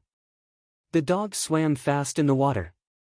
Feng Sun and Xian were running fast along both banks of the river. At the same moment, Feng Wu thought she had sensed the thunder net the moment she dove in, but there was no way out and she could only move forward. Because turning around would surely get her caught, but she might have a chance if she kept moving forward. At that thought, Feng Wu dashed forward at full speed. In the process, Feng Wu realized that although the thunder net was called a net, it was made from the same material as a mortal restraining rope. Before, Chong San had tied Feng Wu up with a mortal restraining rope and Feng Wu had thrown a tantrum at Jun Linyuan for that. But Feng Wu had also asked Jun Linyuan how to untie the rope, for she didn't want to be trapped in such a passive and hopeless situation again. Maybe Jun Linyuan had sympathized with her, for he actually taught her. At that thought, Feng Wu smiled. Feng Wu had the ice and fire attributes, and ice and water shared a common origin. Therefore, she was at home in the water. With the method Jun Linyuan taught her, she made a hole in the thunder net, then turned around and waved Feng Sun goodbye. At that moment, Feng Sun was guffawing at the water with his hands on his waist. Swimming as swiftly as a fish, Feng Wu fled through the hole to her freedom. She went on swimming fast underwater. She only resurfaced several hundreds of meters away, when she heaved a sigh of relief. At that moment, she turned around to find Feng Sun pulling the net out. No. Feng Wu's stomach lurched. After Feng Sun took the net in, he would soon realize that she was gone. Soon, they would start another round of pursuit, and she had only bought herself less than 5 minutes. Run! The water would slow Feng Wu down greatly. Therefore, Feng Wu jumped ashore after seeing some thick grass. She quickly washed the makeup off her face, then changed into a teenage boy's outfit. Having been in the water for a while, the smell on Feng Wu had become even fainter. Even that sharp-nosed dog would have a difficult time sniffing Feng Wu out, not to mention Feng Sun himself. After putting on boy's clothes, Feng Wu erased all traces, then headed for the city's busy area. After that entire drama, morning had already arrived. Common people in the imperial capital got up early. The sun had just risen, but the farmers from the outskirts were already filing into the city, carrying loads of vegetables on their shoulders. Feng Wu wore an outfit made from coarse cloth. She handed an old farmer some silver when she spotted the latter. "Grandpa, how about this silver for all your vegetables?" Feng Wu had deliberately deepened her voice so that she sounded like a teenage boy whose voice was changing. The old man was more than happy to oblige.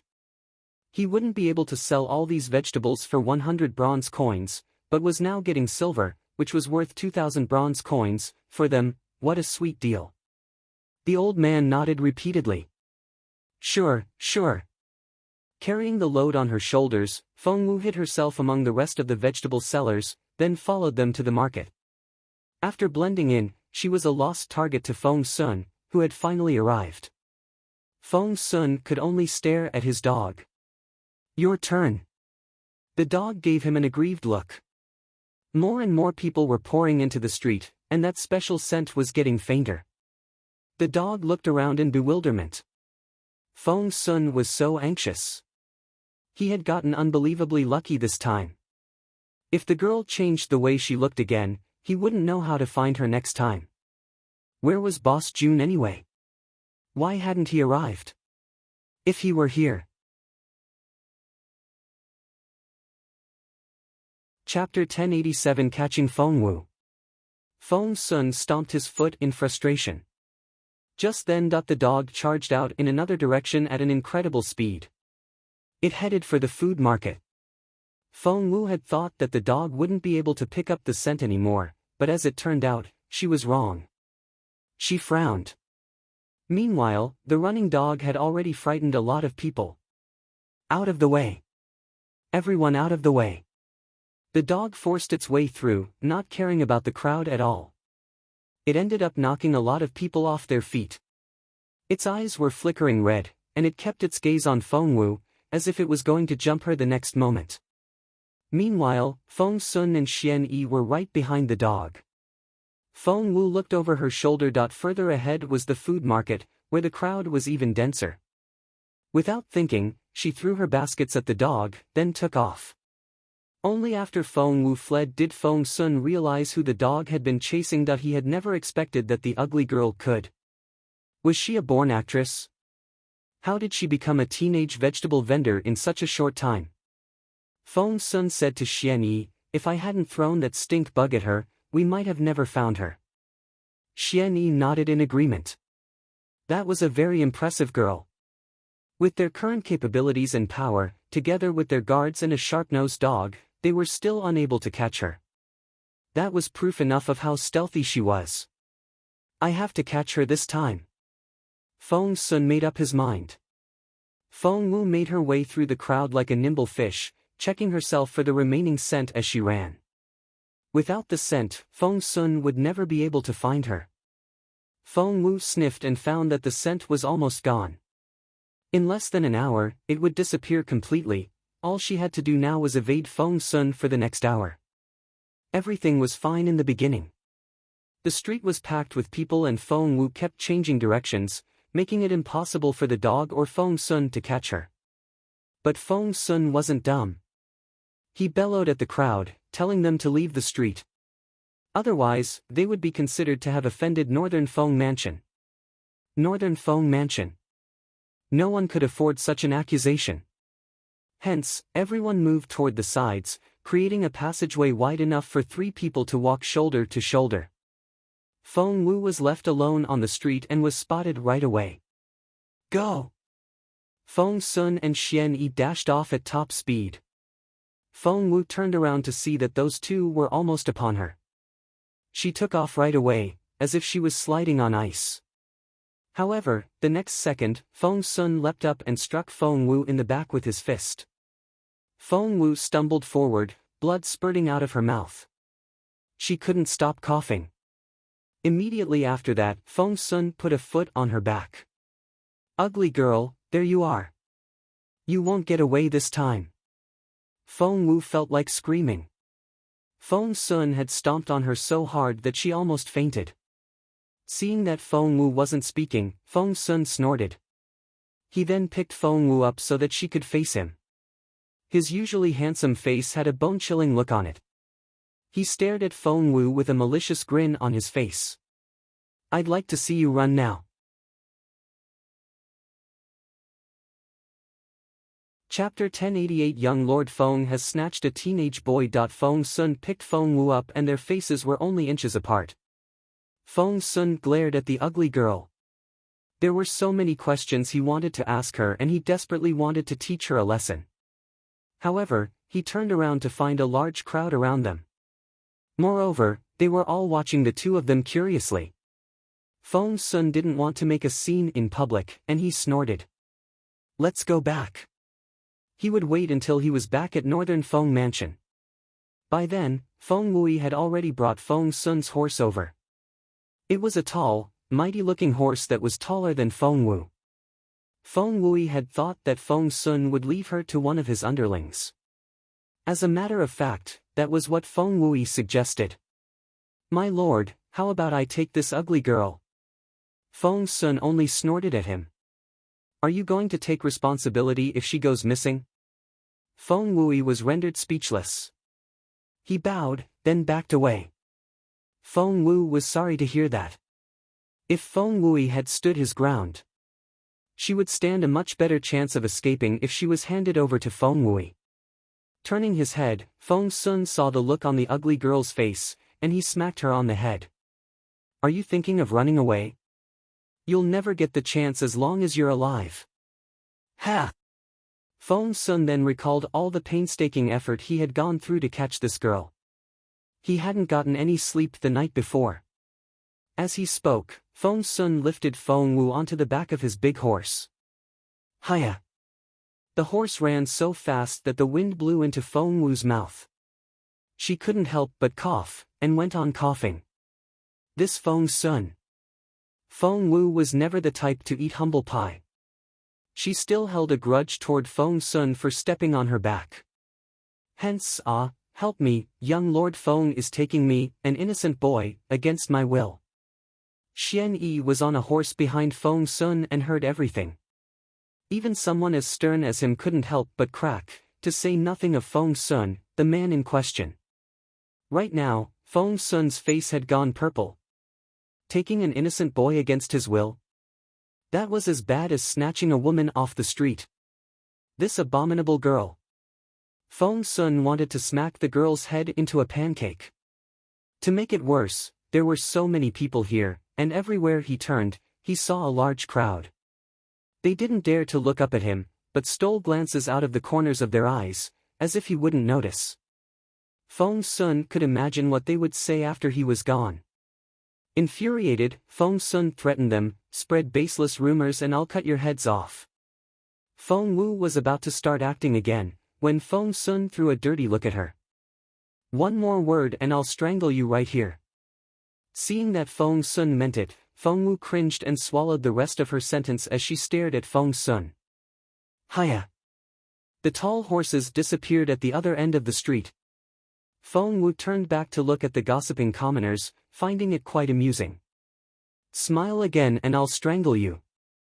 Feng Sun warned her in a threatening voice. Feng Wu asked in bewilderment, My lord, you do know what they're talking about, don't you? Feng Sun said, Shut up. Feng Wu said, You know, you could have explained yourself to them just then. Why didn't you? Feng Sun said, Ha. Feng Wu said, I mean it. They were so shocked because they thought I was a boy. You could have taken my hat off. That way, I would have been a girl again. Chapter 1089 The young lord likes boys. Feng Sun looked shocked. She was right. Why didn't he think of that just then? Those people had to be gossiping behind his back now, saying that he was into boys. So, you worry about what other people say about you, too. Do you want to take me back there and explain yourself? Feng Wu spoke quietly behind his back. Feng Sun. He wondered where this annoying girl came from. Why could she set him off as soon as she opened her mouth? He was so mad. Seeing that Feng Sun had really lost his temper, Feng Wu was pleased. However, realizing that after he took her to Northern Feng Mansion, he would soon uncover her real identity. Feng Wu was conflicted again. What was she supposed to do now? Just then, the tiger cub, who had been staying in her ring space, stuck its head out of her sleeve, then jumped into her chest pocket. As a beast that had signed a contract with Feng Wu, the cub could communicate with Feng Wu telepathically. What? You can, Feng Wu cried out inwardly. The cub nodded. Yes. Feng Wu's eyes darted around as she tried to figure out a way to escape. Feng Sun desperately wanted to know the real identity of the ugly girl, so he rode as fast as he could. Before long, they arrived at Northern Feng Mansion. The guards outside saw that it was their young lord, and opened the gate wide to let him in. Jumping off his horse, Feng Sun walked in with Feng Wu in one hand. He was going to go back to his No Mercy Yard. As Feng Sun carried Feng Wu toward No Mercy Yard, Feng Wu was trying to figure out a way to escape. Looking over her shoulder, she saw that because Feng Sun was walking very fast, the two of them were all alone here. No Mercy Yard was right ahead of them. What happened was quicker than words could describe. Stuffing some spicy powder into her mouth, Feng Wu bit Feng Sun's wrist hard. Ah! Feng Sun screamed in pain. Involuntarily, he dropped Feng Wu. Had this ugly girl gone nuts? She had bitten him. As soon as Feng Sun let go of her, Feng Wu moved backward as nimbly as a loach. Feng Sun yelled angrily, Stop right there. Stop. Feng Wu made a face at him. Like hell she was going to stop. Feng Sun smirked. Do you think you can run away like that? Stop. Feng Wu ignored him and ran even faster. Feng Sun was about to run after Feng Wu, when he realized in surprise that he couldn't move. He looked down at his wrist. Feng Wu's teeth had left marks on him, and the wound was bleeding. A white liquid was also oozing out. What was that? Feng Sun was terrified. His head was spinning and he could see stars. He then swayed from side to side, feeling awful. That stinky girl.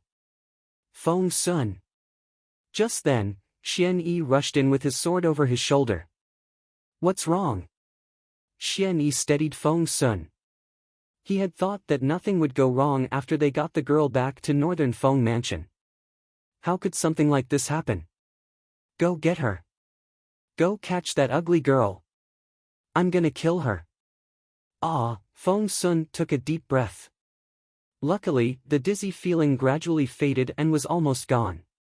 Looking up, Xuanyuan saw the dog disappear into the distance. Hence, Xuanyuan dashed off after the dog.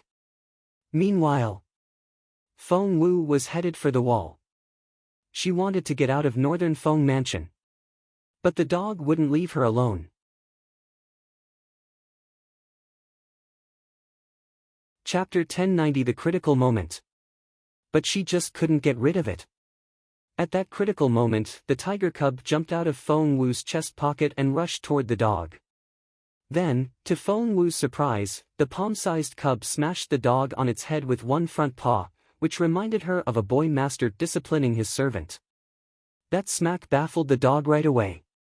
Moreover, the cub had also stuck something on the dog's nose.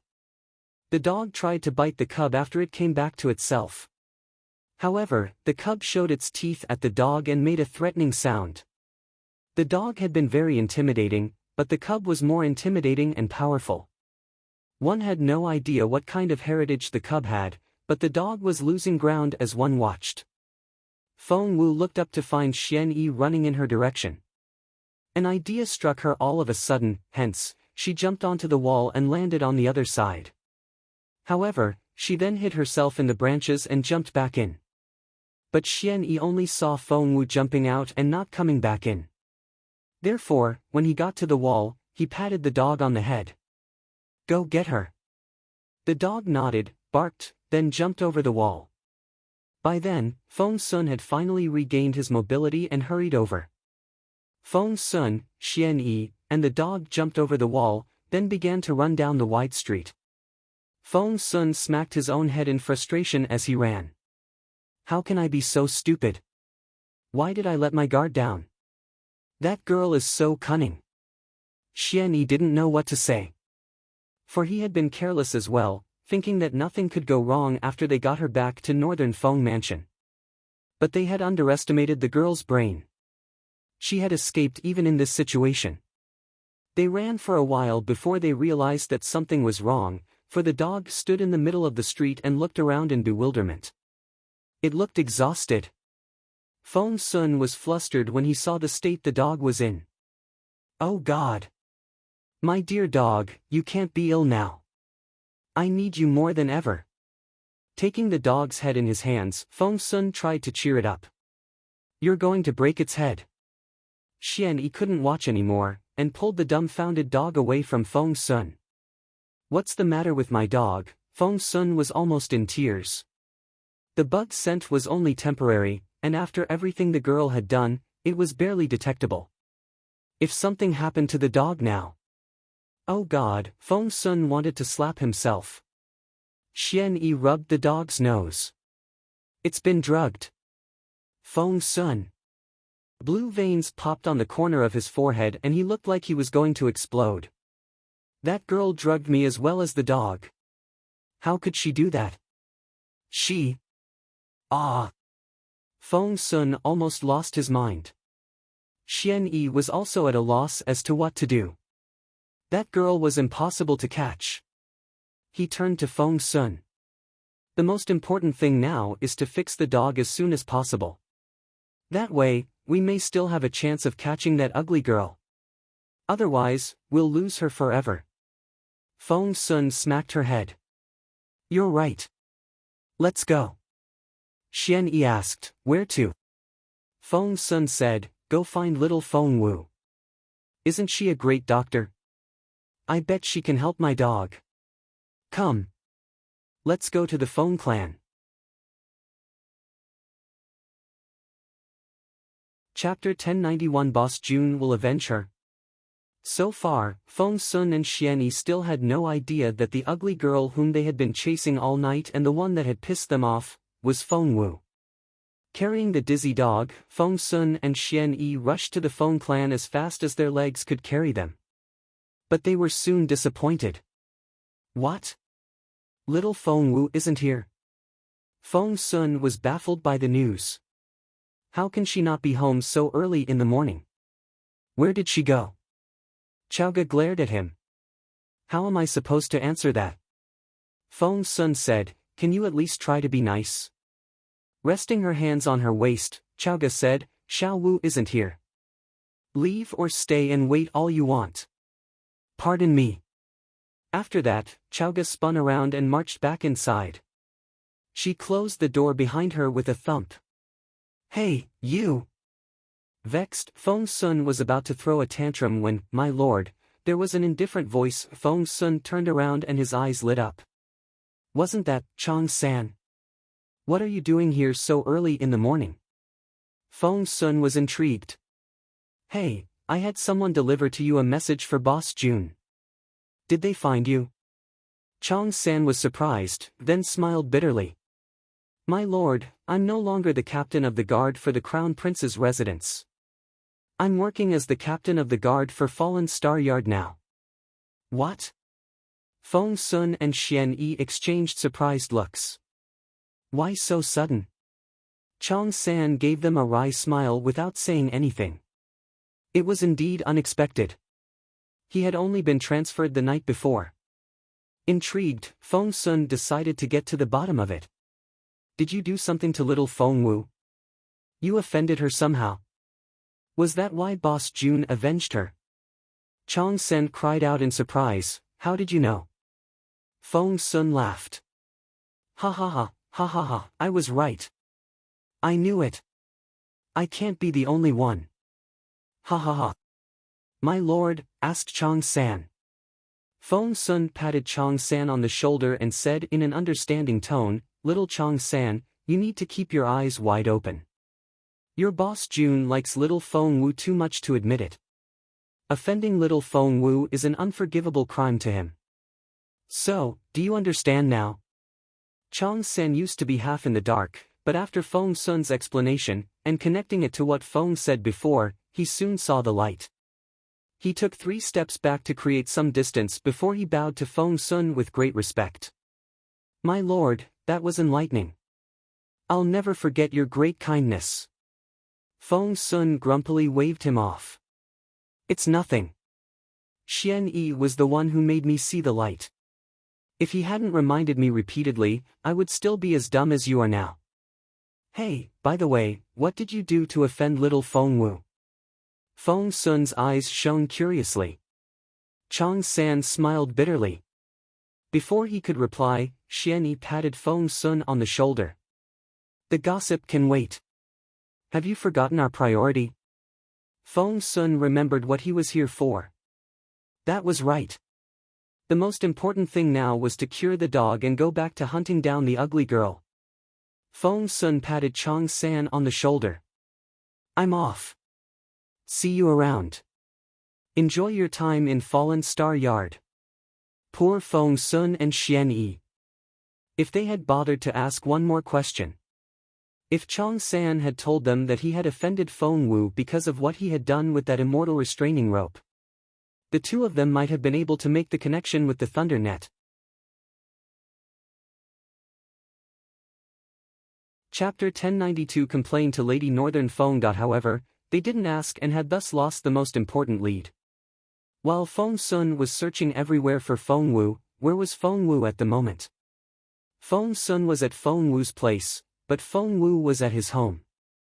After jumping back over the wall, Feng Wu quickly made her way through the woods and ran behind some rocks. With her nimble fingers, she quickly removed all the makeup from her face, changed into her normal outfit, and came out in a pink dress. "Why, isn't it Miss Feng Wu?" someone said a few steps away, sounding pleasantly surprised.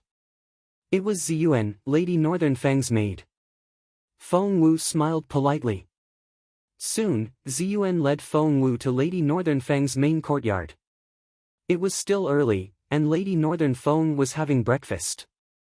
Because General Feng was stationed at the northern border all year long and wouldn't come back for years, Lady Northern Feng usually had her breakfast alone. "Xiao Wu." Seeing Feng Wu, Lady Northern Feng's eyes lit up. Feng Wu greeted Lady Northern Feng respectfully, but before she could finish, the enthusiastic Lady Northern Feng had already ushered her into a chair. Lady Northern Feng said, "It's still so early. Xiao Wu, you haven't had any breakfast, have you?" "Xuanyuan, get me another bowl and chopsticks." Xuanyuan replied with a smile, "Of course." The lady looked so lonely when she ate alone, and Xuanyuan was glad to see her have some company. Taking Feng Wu's hand, Lady Northern Feng started babbling. "Why are you here so early? Has something gone wrong?" Feng Wu smiled. "Of course not. How could anything go wrong? I'm fine."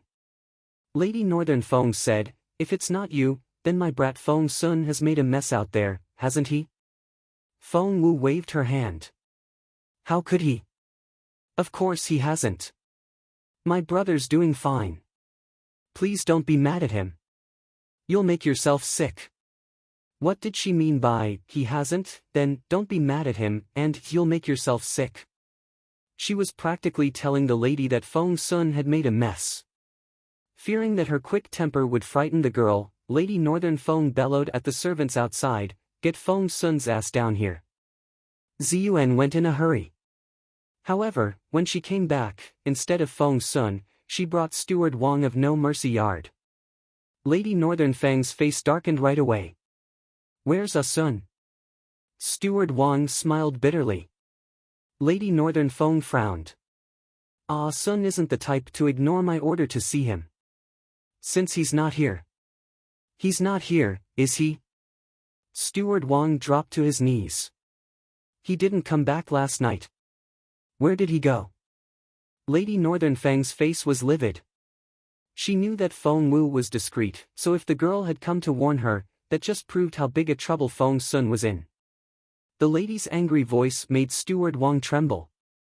The young lord went to West Mountain to see Master Ling Hu. He didn't come back last night, perhaps because he stayed there overnight? Lady Northern Feng waved her hand. "Get the chief steward here." The chief steward arrived and explained everything. The young lord had Feng Wu take the guards out last night.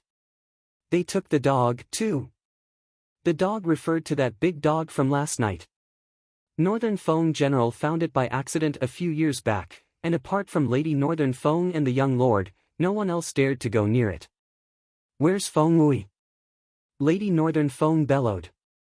The chief steward said, "Feng Wu led a team of guards out. I think they're after someone." "After whom?" Lady Northern Feng pressed in an intimidating tone. Chapter 1093 Poor Little Feng Sun. The chief steward said, "I think they were after a good-looking teenage boy." "A teenage boy?" Lady Northern Feng was bewildered. Why is he after a teenage boy? Lady Northern Feng couldn't for the life of her figure it out. "Xiao Wu, just tell me. What did your brother Sun do this time?" Feng Wu looked conflicted. But in fact, she was thrilled inwardly. "Ha. Feng Sun, that's what you get for chasing me half the night." "An eye for an eye," thought Feng Wu. Despite her excitement, Feng Wu kept her face demure and serious. "Well, it's no big deal." Lady Northern Feng threw a dirty look at Feng Wu. If that really is the case, then why did she skip breakfast and rush here at this hour? It has to be very big, thought Lady Northern Feng. "Just tell me," Lady Northern Feng prompted her. Feng Wu asked, "Do you really want to hear it?" The lady said, I thought you were a straightforward kid. What's with this stuttering? Spit it out. Fengqi said, well, actually, I'm only worried that you won't be able to handle it. Lady Northern Feng said, just tell me. What on earth had that brat done to make little Fengqi so conflicted? Leaning over, Fengqi whispered in Lady Northern Feng's ear. She only said one sentence, but Lady Northern Feng was petrified. What? Is that true? Lady Northern Feng stared at Fengqi. Fengqi said, yes. Lady Northern Feng asked, are you telling me that your brother Sun likes men? Fengqi said, I'm not 100% sure, but he did snatch a teenage boy in public, and everyone on the street saw it. I came here in a hurry as soon as I heard. Thump. Lady Northern Feng smacked the table hard. That brat. Infuriated, Lady Northern Feng went back to her room to look for something. Godmother, what are you looking for? Fengqi asked curiously. Lady Northern Feng snorted. That's why that brat didn't like any of the girls I set him up with. I know now. He likes men. The more she thought about it, the angrier Lady Northern Feng became. I'm Lady Northern Feng and my only son likes men. I can't have that. Seeing how serious Lady Northern Feng was, Fengqi nibbed her fingers. Had the joke gone a little too far? Just then, footsteps came from outside. Mom, I heard that we have a guest. Is little Fengqi here? Feng Sun's footsteps came from outside. Speak of the devil. Turning toward the door, Fengqi had the greatest sympathy for Feng Sun, who was about to show up. Poor Feng Sun. He knew nothing of this. After learning that Fengqi was at his place, he came home with the big dog, hoping that Fengqi would treat his dog, so that he could go back to looking for the ugly girl. However, Feng Sun sensed the forbidding atmosphere before he set foot in the main courtyard. Wait. What was going on? As soon as Feng Sun stepped into the main courtyard, smack. The door closed behind Feng Sun with a loud bang. Feng Sun jumped. What was that about? He looked up to find Fengqi inside, and when he was about to wave at Fengqi to greet her, a stick as thick as his arm appeared out of nowhere and struck him in the back. Caught by surprise, Feng Sun was hit in the back. Ouch! Feng Sun cried out in surprise. He then looked up to see his mother, who was holding that stick with both hands and looking like she wanted to kill someone.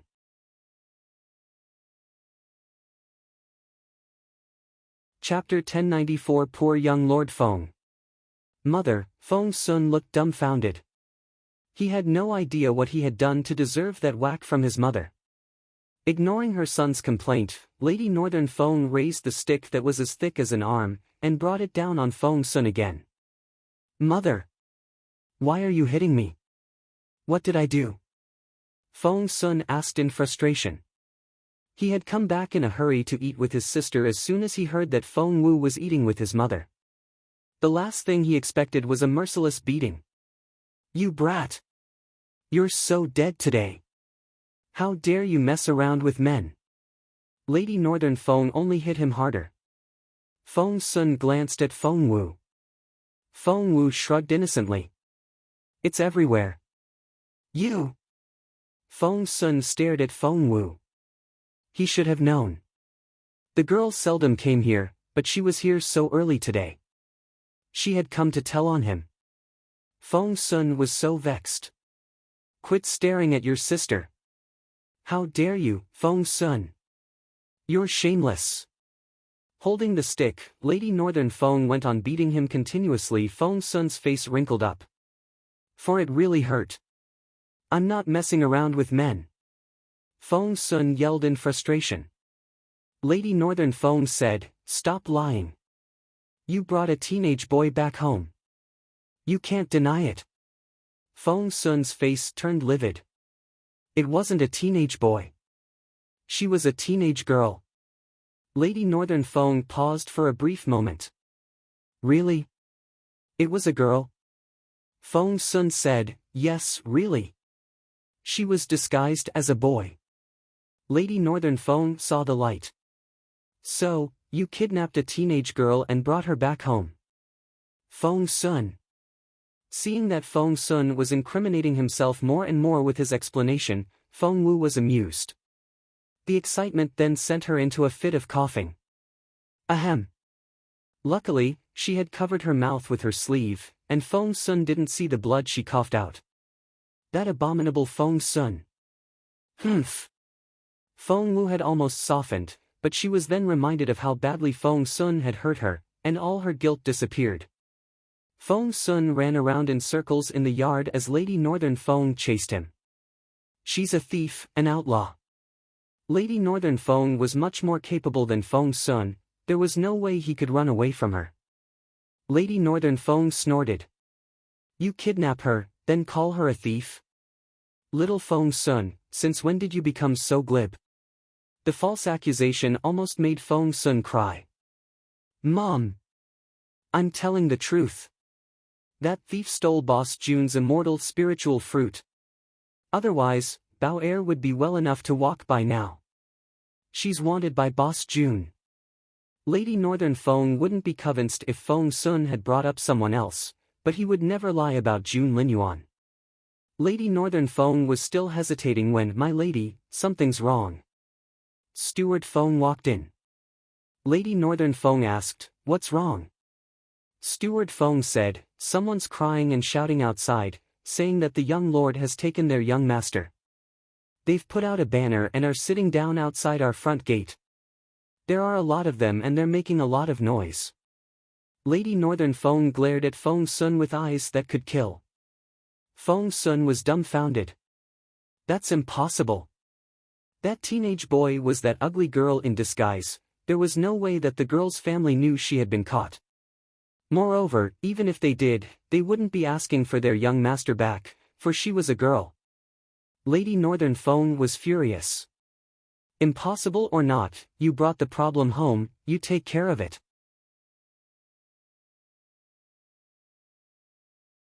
Chapter 1095. Does everyone know? After that, Lady Northern Feng tossed the stick aside, then stormed off into the house.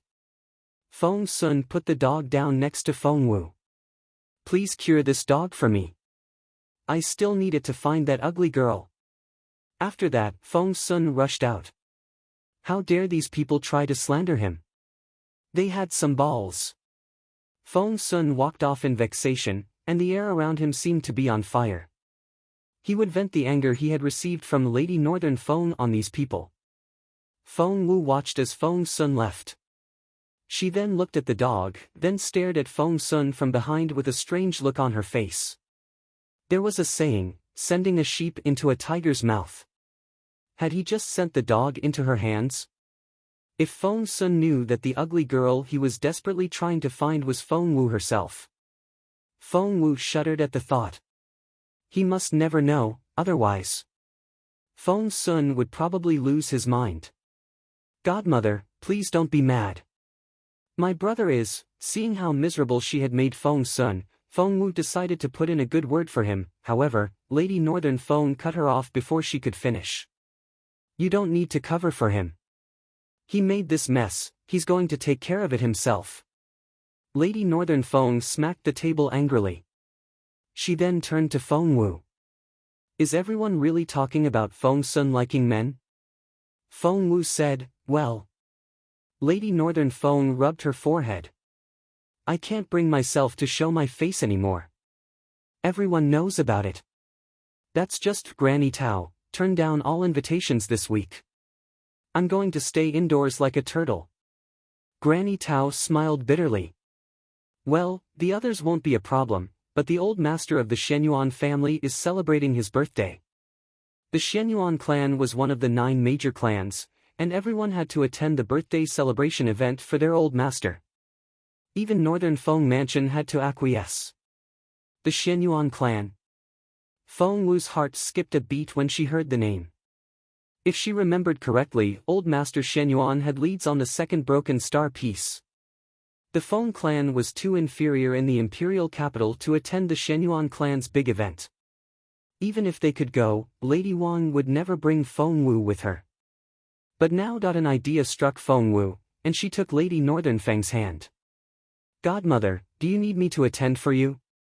Wait, Lady Northern Feng's eyes lit up. That was right. She didn't want to go out, but Xiao Wu could go. The news of her being Lady Northern Feng's goddaughter had already gotten around, and all the top officials of the empire knew about it. Old Master Xuanyuan should know as well. Elated, Lady Northern Feng had Granny Tao go and find a present in the storage room. Just then, heavy footsteps came from outside. Lady Northern Feng didn't have to guess to know who it was. It was indeed Feng Sun. Disgruntled, Feng Sun sat down on a stool. Feng Wu immediately poured him a cup of tea, acting all docile and obedient. Thank you, sister. Feng Sun enjoyed the attention a lot, finding his sister gentle and caring. Feng Wu thought to herself, if you find out that I'm behind all this, you'll probably want to throttle me again. Brother, what's with all the crying and shouting out there? Seeing that Lady Northern Feng was sulking silently, but was obviously eager to hear the news, Feng Wu immediately asked the question. The mention of that made Feng Sun's face twist. He was furious. Thump. Thumping his fist on the table, he said. That bastard Xuanyuan. He's holding a grudge against me for what happened with Miss Fengqi, and he cooked up this scene just to make fun of me. I'll beat him to a pulp when I have some spare time.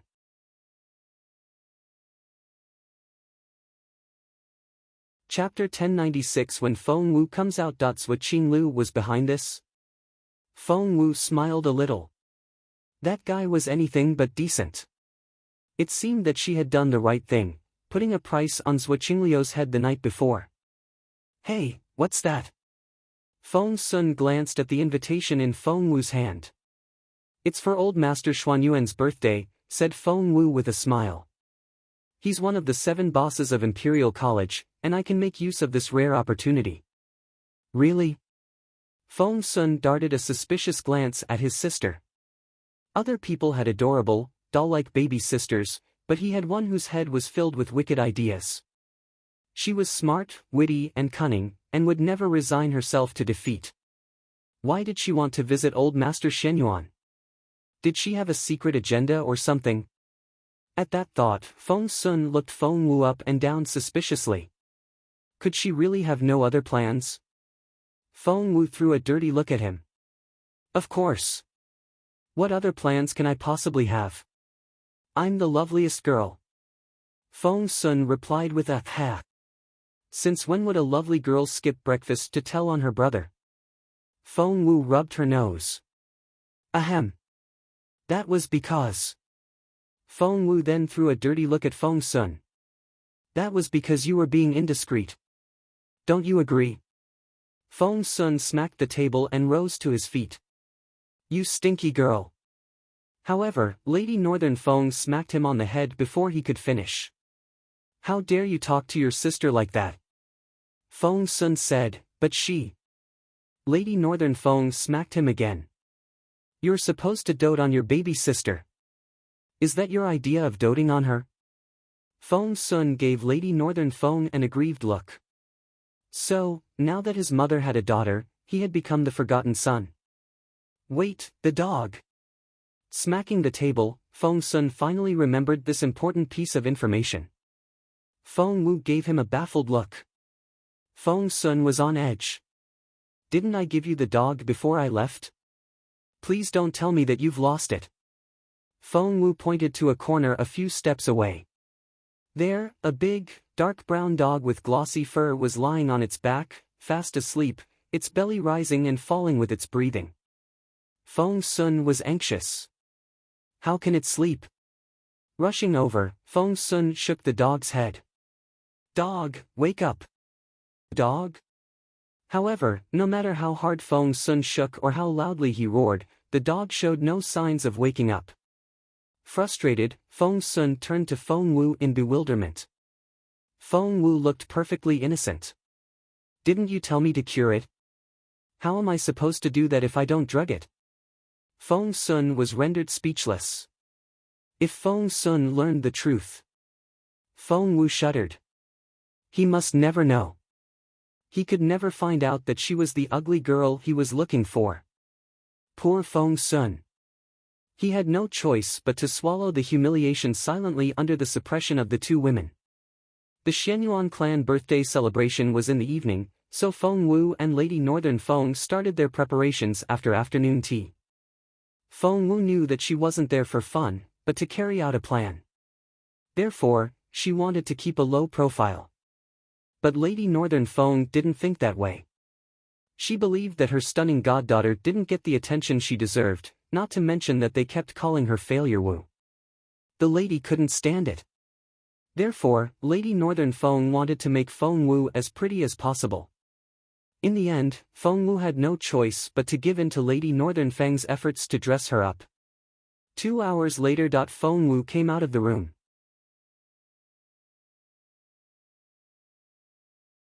1097 Going to the party. OMG! Lady Northern Feng, Granny Tao, and the others all cried out in surprise. The girl looked stunning. Her fair skin was translucent like snow and her features were exquisite. The light makeup gave her a more mature look. Her neck was slender and fair, the line of her shoulders was smooth, and her waist was so tiny that one could hold it with one hand. The floaty lower hem of her dress moved like water as she walked, and she was almost too dazzling to watch. Stunning! Everyone held their breaths and looked at Feng Wu with wide-open eyes. Even Lady Northern Feng was stunned. A girl as beautiful as her would astonish everyone at the party as soon as she showed her face. The banquet at the Xuanyuan family. Because of the banquet, it was a boisterous scene at the Xuanyuan family house. Guests poured into the manor in waves, and there was an uninterrupted flow of carriages and horses. Feng Wu arrived in the Northern Feng Mansion carriage. Northern Feng Mansion was one of the most prestigious families in the empire, so as soon as the carriage stopped outside the house, it was immediately greeted by someone from the Xuanyuan family. The second branch of the clan was in charge of greeting guests tonight. Xuanyuan Yu and his wife, Lady Yu, were waiting at the front gate. The couple went up to the carriage with an ingratiating smile, ready to say hello to Lady Northern Feng. To their surprise, a young but stunning woman came out of the carriage. And why did this young woman somehow look familiar? Xuanyuan Yu and Lady Yu exchanged bewildered looks. Luckily, Lady Yu recognized Granny Tao, for the latter was always by Lady Northern Feng's side. Granny Tao greeted Xuanyuan Yu and Lady Yu, then explained in an enthusiastic tone, "Her ladyship isn't feeling well today and she's staying at home as requested by the doctor, who said that she isn't fit enough to walk around. This is Miss Feng Wu, her ladyship's newly adopted goddaughter." Feng Wu was here to play the fair maiden today, so she greeted the couple with her knees bent. What a pretty young lady. Feng Wu left a good first impression on Lady Yu, who found her pretty, demure, and docile. "I can tell that she's a good girl right away. Please come in." Banquets of other families were divided into male and female sections at most, but the Xuanyuan clan. The guests were divided into senior and junior groups. Feng Wu was taken into the banquet hall on the left. She walked in to find an empty dance floor on the left while the area to her right was filled with oval-shaped dining tables, as well as a scattering of cushioned chairs. It had been arranged in this way so that the guests could gather in small groups and have some fun among themselves. Looking around, Feng Wu saw only young men and women, some of whom she already knew. Feng Wu frowned. She was here for the big boss, Old Master Xuanyuan, and had no interest in these youngsters. And from past experiences, rather than a birthday party for an old man, this was more like a venue for young people to hit on one another. Feng Wu turned to leave the room, but "Little Feng Wu, is that you?" A familiar voice rang out behind her. Feng Wu turned around to find Ning Chenxi behind her. "Hey, it's you." Seeing a familiar face in a strange place was like running into someone from your hometown. Feng Wu couldn't help but smile at him. Ning Chenxi had never been looked at by Feng Wu like that before, and his fair cheeks soon turned pink. Recalling how he had mistaken Feng Lu for Feng Wu, he looked even more abashed. However, seeing how natural and graceful Feng Wu was, Ning Chenxi also suppressed his feelings and forced himself to calm down. He went up to Feng Wu and smiled at her. "Why are you here alone? Didn't your family come with you?"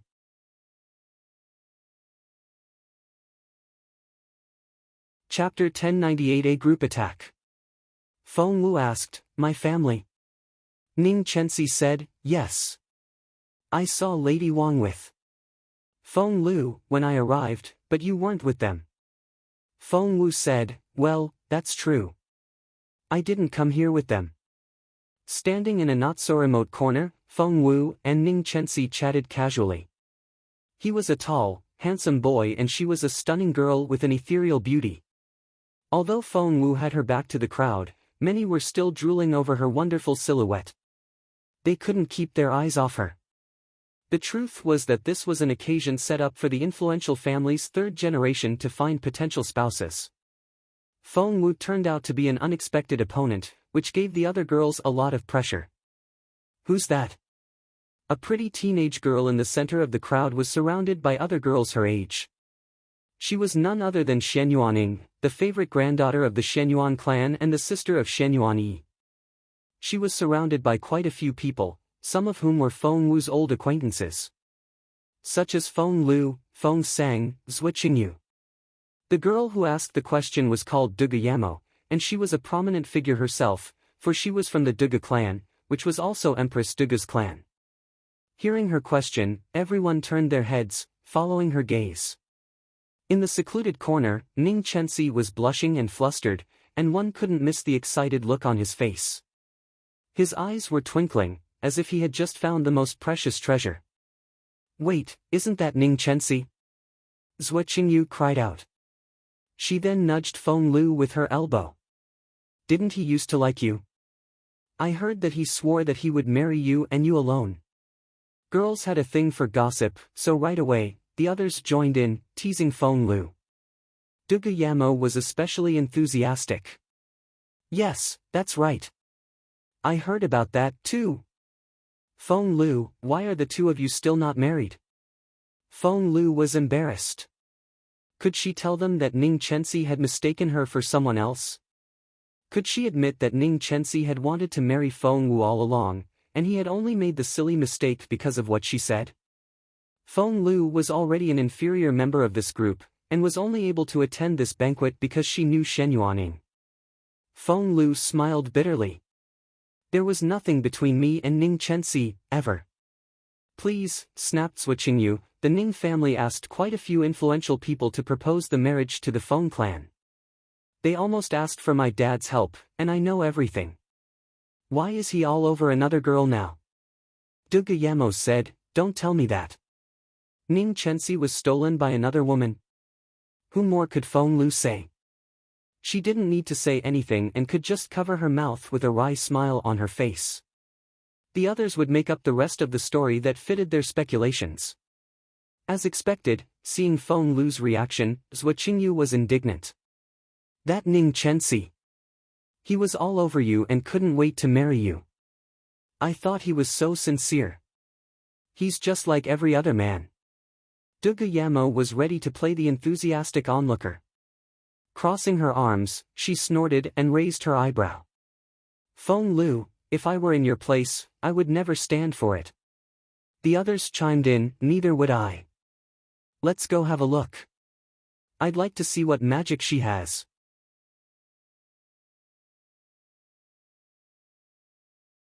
Chapter 1099 How can I not know her? Xuanyuan said, "That's right. I have to know what kind of witch stole Ning Chenxi's heart."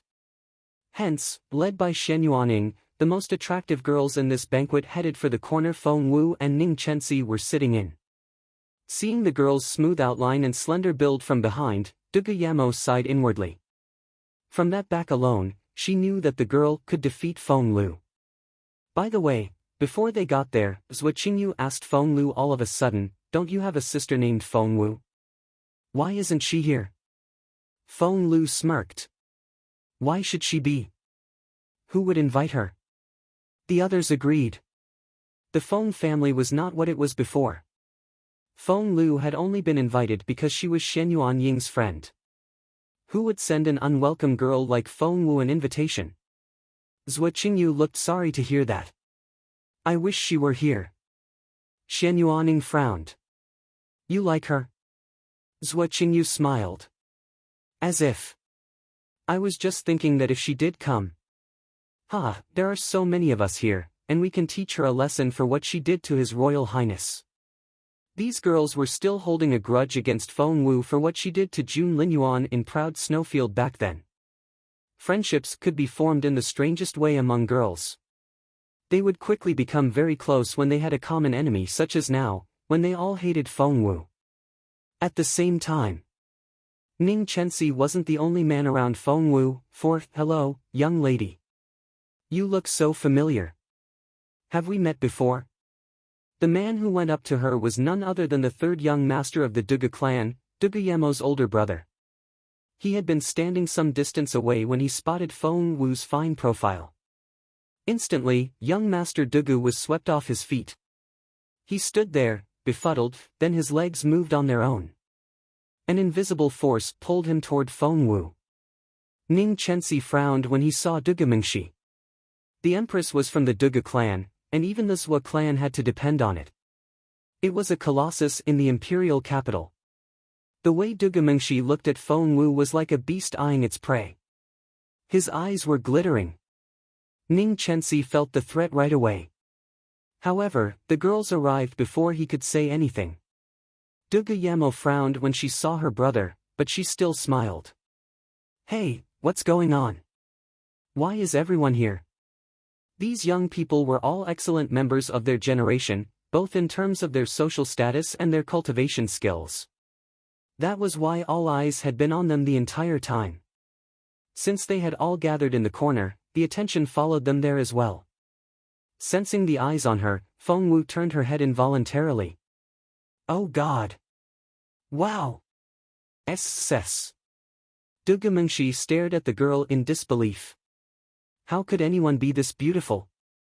Holy shit! As for the sound of indrawn breaths, they all came from the girls who had come here to fight for justice for Feng Lu.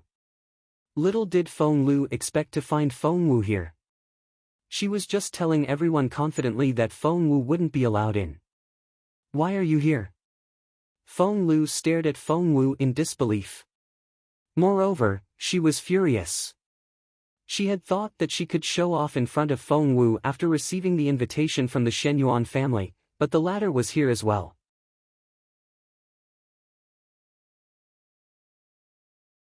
Chapter 1100 showed the invitation.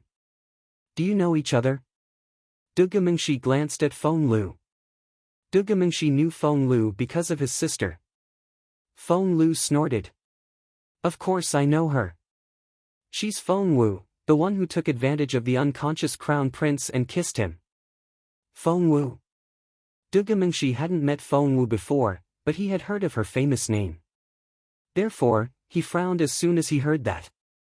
He shook his head and wouldn't believe her. This young lady is as noble as an immortal. How could she have done such a wretched thing? No, that can't be the case. Feng Lu almost exploded. However, Duge Mengxi was a prominent figure. The Empress was from the Duge family, which was far more influential than even the Zhou family. Who was Feng Lu to speak back to him? As a result, Feng Lu could only vent her anger on Feng Wu. She asked, how did you get in? Who brought you here? Ning Chenxi frowned. This Feng Lu was awful. Luckily, he had uncovered the truth quickly enough, or his life would have been ruined. Feng Wu only smiled, but didn't speak. Feng Lu stared at Feng Wu, wondering if the latter thought she could cope with the situation by keeping silent. Of course, Feng Lu wouldn't let that happen. Feng Lu believed that she had someone to back her up. Taking Xuanyuan Ying's arm, she said, Sister Ying, did the Xuanyuan family invite Feng Wu? Xuanyuan Ying gave Feng Wu a condescending look. She knew about Feng Wu not just because of what happened between the latter and Xuanyuan, but also because her brother had come back from school the other day in a grumpy mood.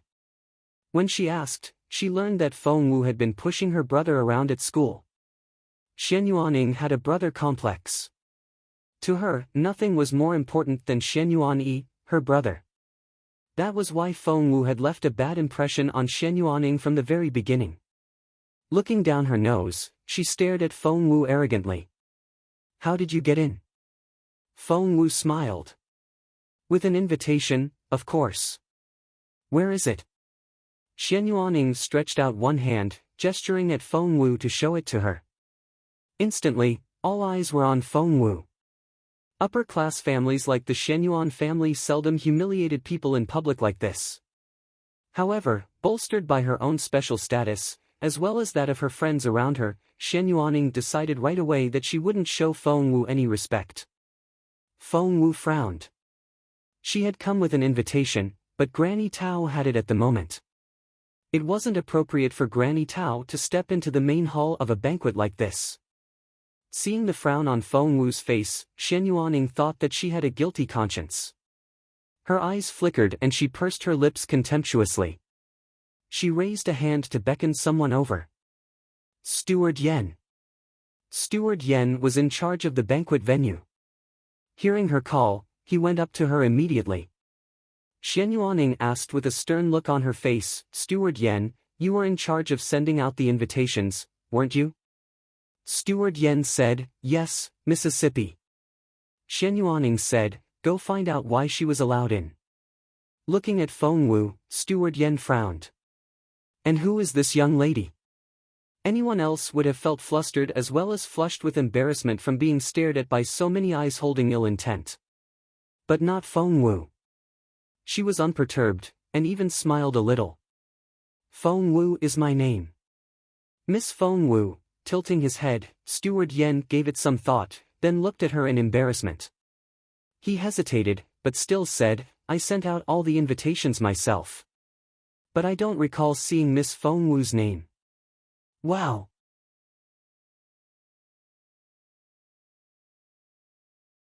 You not welcome here at the Xuanyuan family residence. All eyes in the hall had already turned in this direction. Not to mention that Feng Wu had been the center of all the attention all along. Therefore, nearly everyone was staring at Feng Wu, gloating at her predicament. This was going to be good. Feng Lu was even more satisfied. Feng Wu had it coming. A duckling couldn't turn into a swan just because she wanted to. In her dreams. Xuanyuan, you've stepped out of line. An angry voice rang out from behind Xuanyuan. Turning around, Xuanyuan saw that it was Gongsun Qing. Gongsun Qing was from the Gongsun family, which was also one of the 9 major clans. The two families were of equal status, but that didn't mean that Xuanyuan would necessarily listen to her. Sister Gongsun, how about you have some tea outside? I'll apologize for the convenience after I'm done here. Xuanyuan's meaning was very clear. She had told Gongsun Qing to go away and mind her own business. Gongsun Qing frowned. Xuanyuan, go easy on other people. Do you have any idea how unforgiving and aggressive you are now? That's not how the daughter of an old, distinguished family should behave. Xuanyuan snorted. So, are you saying that I should just stand here and watch while some tramp sneaks into an event held for people of our status? Sister Gongsun, this isn't your home, so of course you don't have to worry. However, I have a responsibility and obligation to make sure that all the guests can safely enjoy themselves today. Gongsun Qing found those words preposterous. She was just standing there and talking.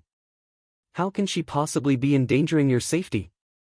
If you hadn't approached her, none of this would be happening. Although Gongsun Qing had held a grudge against Feng Wu before, her opinion of Feng Wu had changed after the latter saved her life. Xuanyuan decided to ignore Gongsun Qing. She stared at Feng Wu. Are you leaving or do I have to make you? That was a rather rude question. All eyes were on Feng Wu. Many people were whispering among themselves. So, she's Feng Wu. The Feng clan has really declined. They were also one of the 9 major clans back in the day. I would leave right now if I were Feng Wu. Did Feng Wu not hear them? Of course she did, but that was why she couldn't leave. She smiled at Xuanyuan. Your father wrote the invitation himself. If you want me to leave, he'll have to tell me in person. My father? Xuanyuan found Feng Wu ridiculous. A petty thing like you received a handwritten invitation from my father? Who the hell do you think you are? Don't make me laugh. Feng Lu, Xuanyuan, Yamo, and the others were all grinning at Xuanyuan. Xuanyuan chimed in, poking at the hornet's nest. Xuanyuan, I thought your words meant something here in the Xuanyuan family. I guess I was wrong. TSK, tisk. Of course Xuanyuan wouldn't stand for that. She glared at Feng Wu, blaming everything on the latter. If it wasn't for this girl, her friends wouldn't be laughing at her. At that thought, Xuanyuan reached out to grab Feng Wu. Get out. Now. You're not welcome here in the Xuanyuan family. Feng Wu chuckled. She sounded like she was enjoying herself. Actually, the Xuanyuan family had left an awful impression on her. She had felt a little guilty about approaching old Master Xuanyuan with a hidden agenda, but with the scene Xuanyuan had caused, Feng Wu felt justified. The Xuanyuan family owed her now. Just then.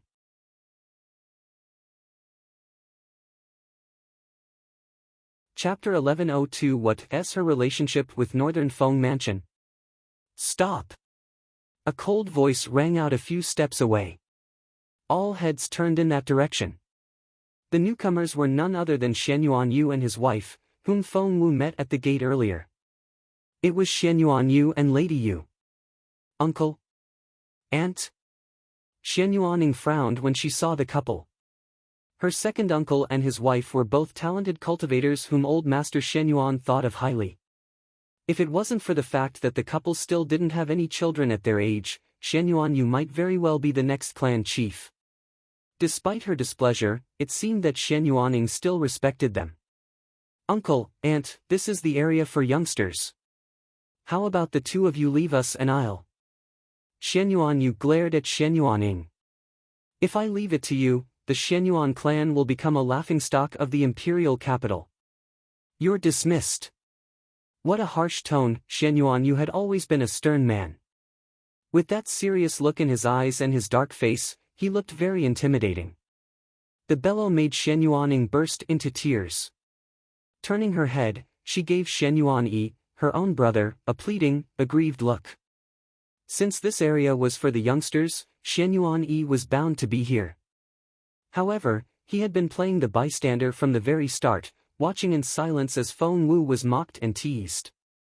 He acted as if none of it was his business. However, when he saw Xuanyuan getting scolded by a senior, he frowned. Uncle. You, too. Quiet. Xuanyuan's tone was very harsh and his gaze was sharper than a blade. How could he not be harsh?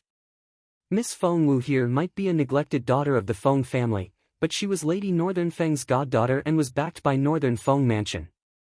That was enough for the Xuanyuan family to show her the highest respect. Lady Yu went up to Feng Wu and took her hand with a cordial smile. Miss Feng Wu, I'm sorry for startling you. It's all our fault. Please forgive our rudeness. She then turned to glare at Xuanyuan. Apologize to Miss Feng Wu now. Apologize? For what? Xuanyuan couldn't stand it anymore. Grinding her teeth, she glared at Lady Yu. Aunt, why are you on her side? She's the one without an invitation. Lady Yu smirked. How do you know she doesn't have one? Xuanyuan turned to glare at Steward Yen. Steward Yen was frustrated. The last thing he wanted was to get involved in this strife, but now that things had come to this point, he had no choice. My lady, it's true. Miss Feng Wu doesn't have an invitation.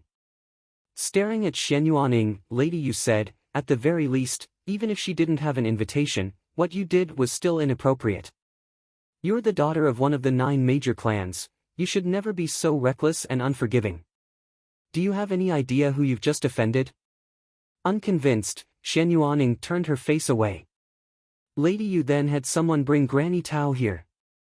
Hearing that her mistress had been mistreated, Granny Tao was flustered.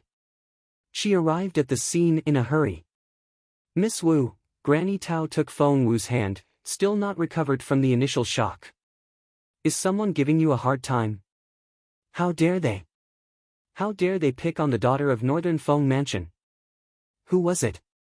Show your face. Granny Tao represented Northern Feng Mansion, the unparalleled family among the most prominent ones. Northern Feng General was in charge of a great army and was a formidable cultivator himself. Who would be bold enough to offend his family? The idea was unthinkable. The mention of Northern Feng Mansion made everyone stare at Feng Wu in astonishment. Who was this girl to Northern Feng Mansion? Feng Lu, on the other hand, was struck with realization right away.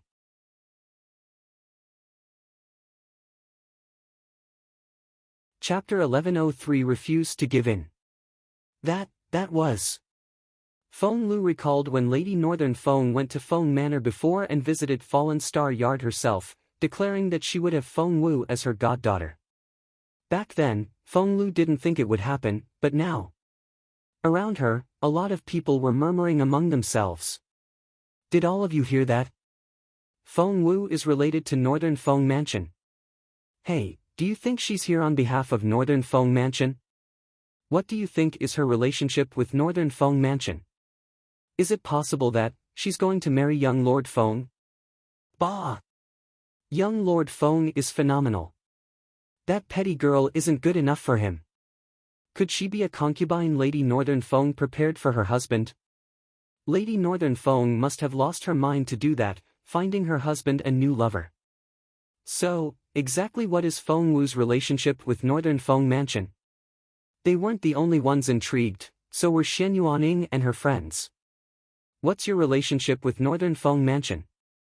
Xuanyuan pointed at Feng Wu. But, there was the sound of a crack. A hand struck down hard. Granny Tao had smashed down on Xuanyuan's outstretched hand. Granny Tao had been with Lady Northern Feng for many years. She used to work in the Imperial Palace and had served Her Majesty the Empress Dowager. Everywhere she went, she was treated with respect. Common folk might not know who Granny Tao was, but the upper-class circle was well aware of her identity. Xuanyuan included. Granny Tao used to work as a disciplinary maid in the Imperial Palace, and when she put on a stern face, she could look quite intimidating. How dare you hit me? Xuanyuan glared at Granny Tao. Granny Tao snorted. She's the daughter of Northern Feng Mansion, not someone you can pick on. Because of the unexpected quarrel, Xuanyuan and Lady Kai, who had been in the hall next door, came over in a hurry. They arrived to find Granny Tao glowering at Xuanyuan and the latter about to talk back. Seeing this, Lady Kai was alarmed. She rushed over and grabbed Xuanyuan by the arm. Xuanyuan saw her family arrive and felt even more aggrieved. Holding Lady Kai's hand, she said, Mum, they're all picking on me." Lady Kai almost rolled her eyes at her daughter. She had already been told what happened here before she came. Someone picked on her. Xuanyuan not picking on them would be a blessing.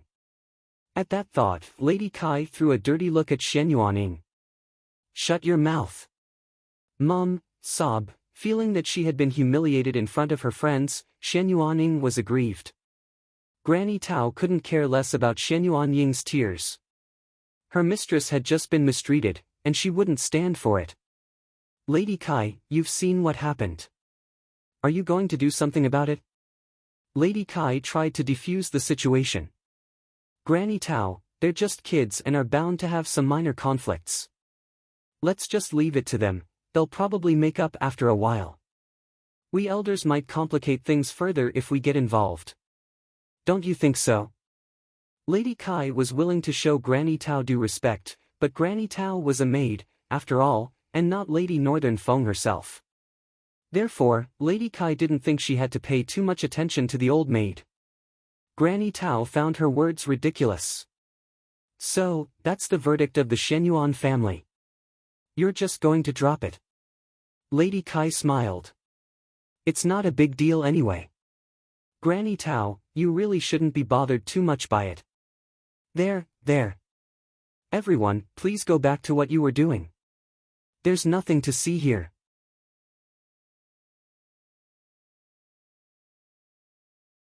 Chapter 1104 That S-Boss June S-Girl. Granny Tao smirked. "Lady Kai, if that's what you think. I hope you're powerful enough to withstand the fury of Lady Northern Feng. Lady Kai smiled. Granny Tao, you're making fun of me. But in fact, Lady Kai didn't think much of what Granny Tao said. That was because she thought that if Lady Northern Feng really thought highly of this goddaughter, she would have thrown a party for the event, instead of keeping it a secret. What was more, if Lady Northern Feng really deemed this goddaughter so important, why would she stay at home and only send Granny Tao here with the girl? Lady Kai drew her conclusion from this speculation. She believed that even if this Feng Wu really was Lady Northern Feng's goddaughter, she wasn't all that important to the lady. Meanwhile, in Northern Feng Mansion. No one had noticed one of the teenagers, who was also at the party. He had been at Perching Phoenix the night before. It was none other than Mu VI. After losing Miss Fengqi, Mu VI's family had hustled him here so that he could find a suitable woman at this event held by the Xuanyuan family for the younger generation. He was neither too high nor too low in social status, and got along well with the others and had been enjoying himself. But what he hadn't expected was to find Feng Wu here, let alone see her getting laughed at. To Mu VI, Miss Feng Wu was Brother Feng III's responsibility, and he didn't think he was superior enough to offer her any protection. Hence, he turned around and headed out. Mu VI reached Northern Feng Mansion in no time. No mercy yard. Brother! Brother! Help! Feng Sun was in a foul mood at the moment. He had finally run into that ugly girl and had been so close to catching her, but he let her slip through his fingers. Feng Sun was infuriated. Feng Sun was so mad that he pounded his bed with his fists. He was so mad. That was why when Mu VI ran into the yard, he saw Feng Sun roaring into empty air, which baffled Mu VI. Brother? Mu VI bit his lower lip. Turning around, Feng Sun saw Mu VI and looked embarrassed. Clearing his throat to try and cover up his embarrassment, he glared at Mu VI. What are you doing here? Mu VI cringed a little. Brother Feng seemed to be in a bad mood and Mu VI wondered if telling the latter what happened was a bad idea. Should he just drop it? Maybe Feng Wu was nothing to his brother Feng now. Hadn't Feng Sun found a new target the night before? At that thought, Mu VI slowly backed away and turned to run. Intrigued, Feng Sun yelled after him, "Stop!" Mu VI did as told right away. What's that about? Standing up from his bed in vexation, Feng Sun stared at Mu VI, displeased. Well, Mu VI scratched his head. Brother, are you still interested in little Feng Wu? Feng Sun threw a dirty look at Mu VI. Shut up. She was his boss Jun's woman. What Mu VI said could get Feng Sun in trouble. Mu VI thought he knew what was going on right away, so he smiled. Brother Feng, that Feng Wu is in a lot of trouble. The Xuanyuan family is giving her a hard time and she's so doomed. What? Feng Sun grabbed Mu VI. What happened? Mu VI was confused.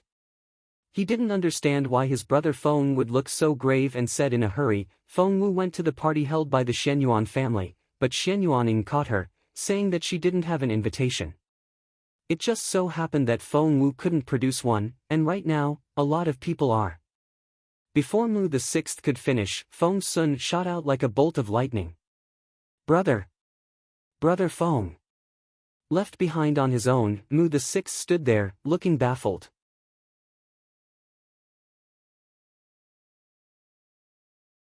Chapter 1105 A High-Handed Announcemen.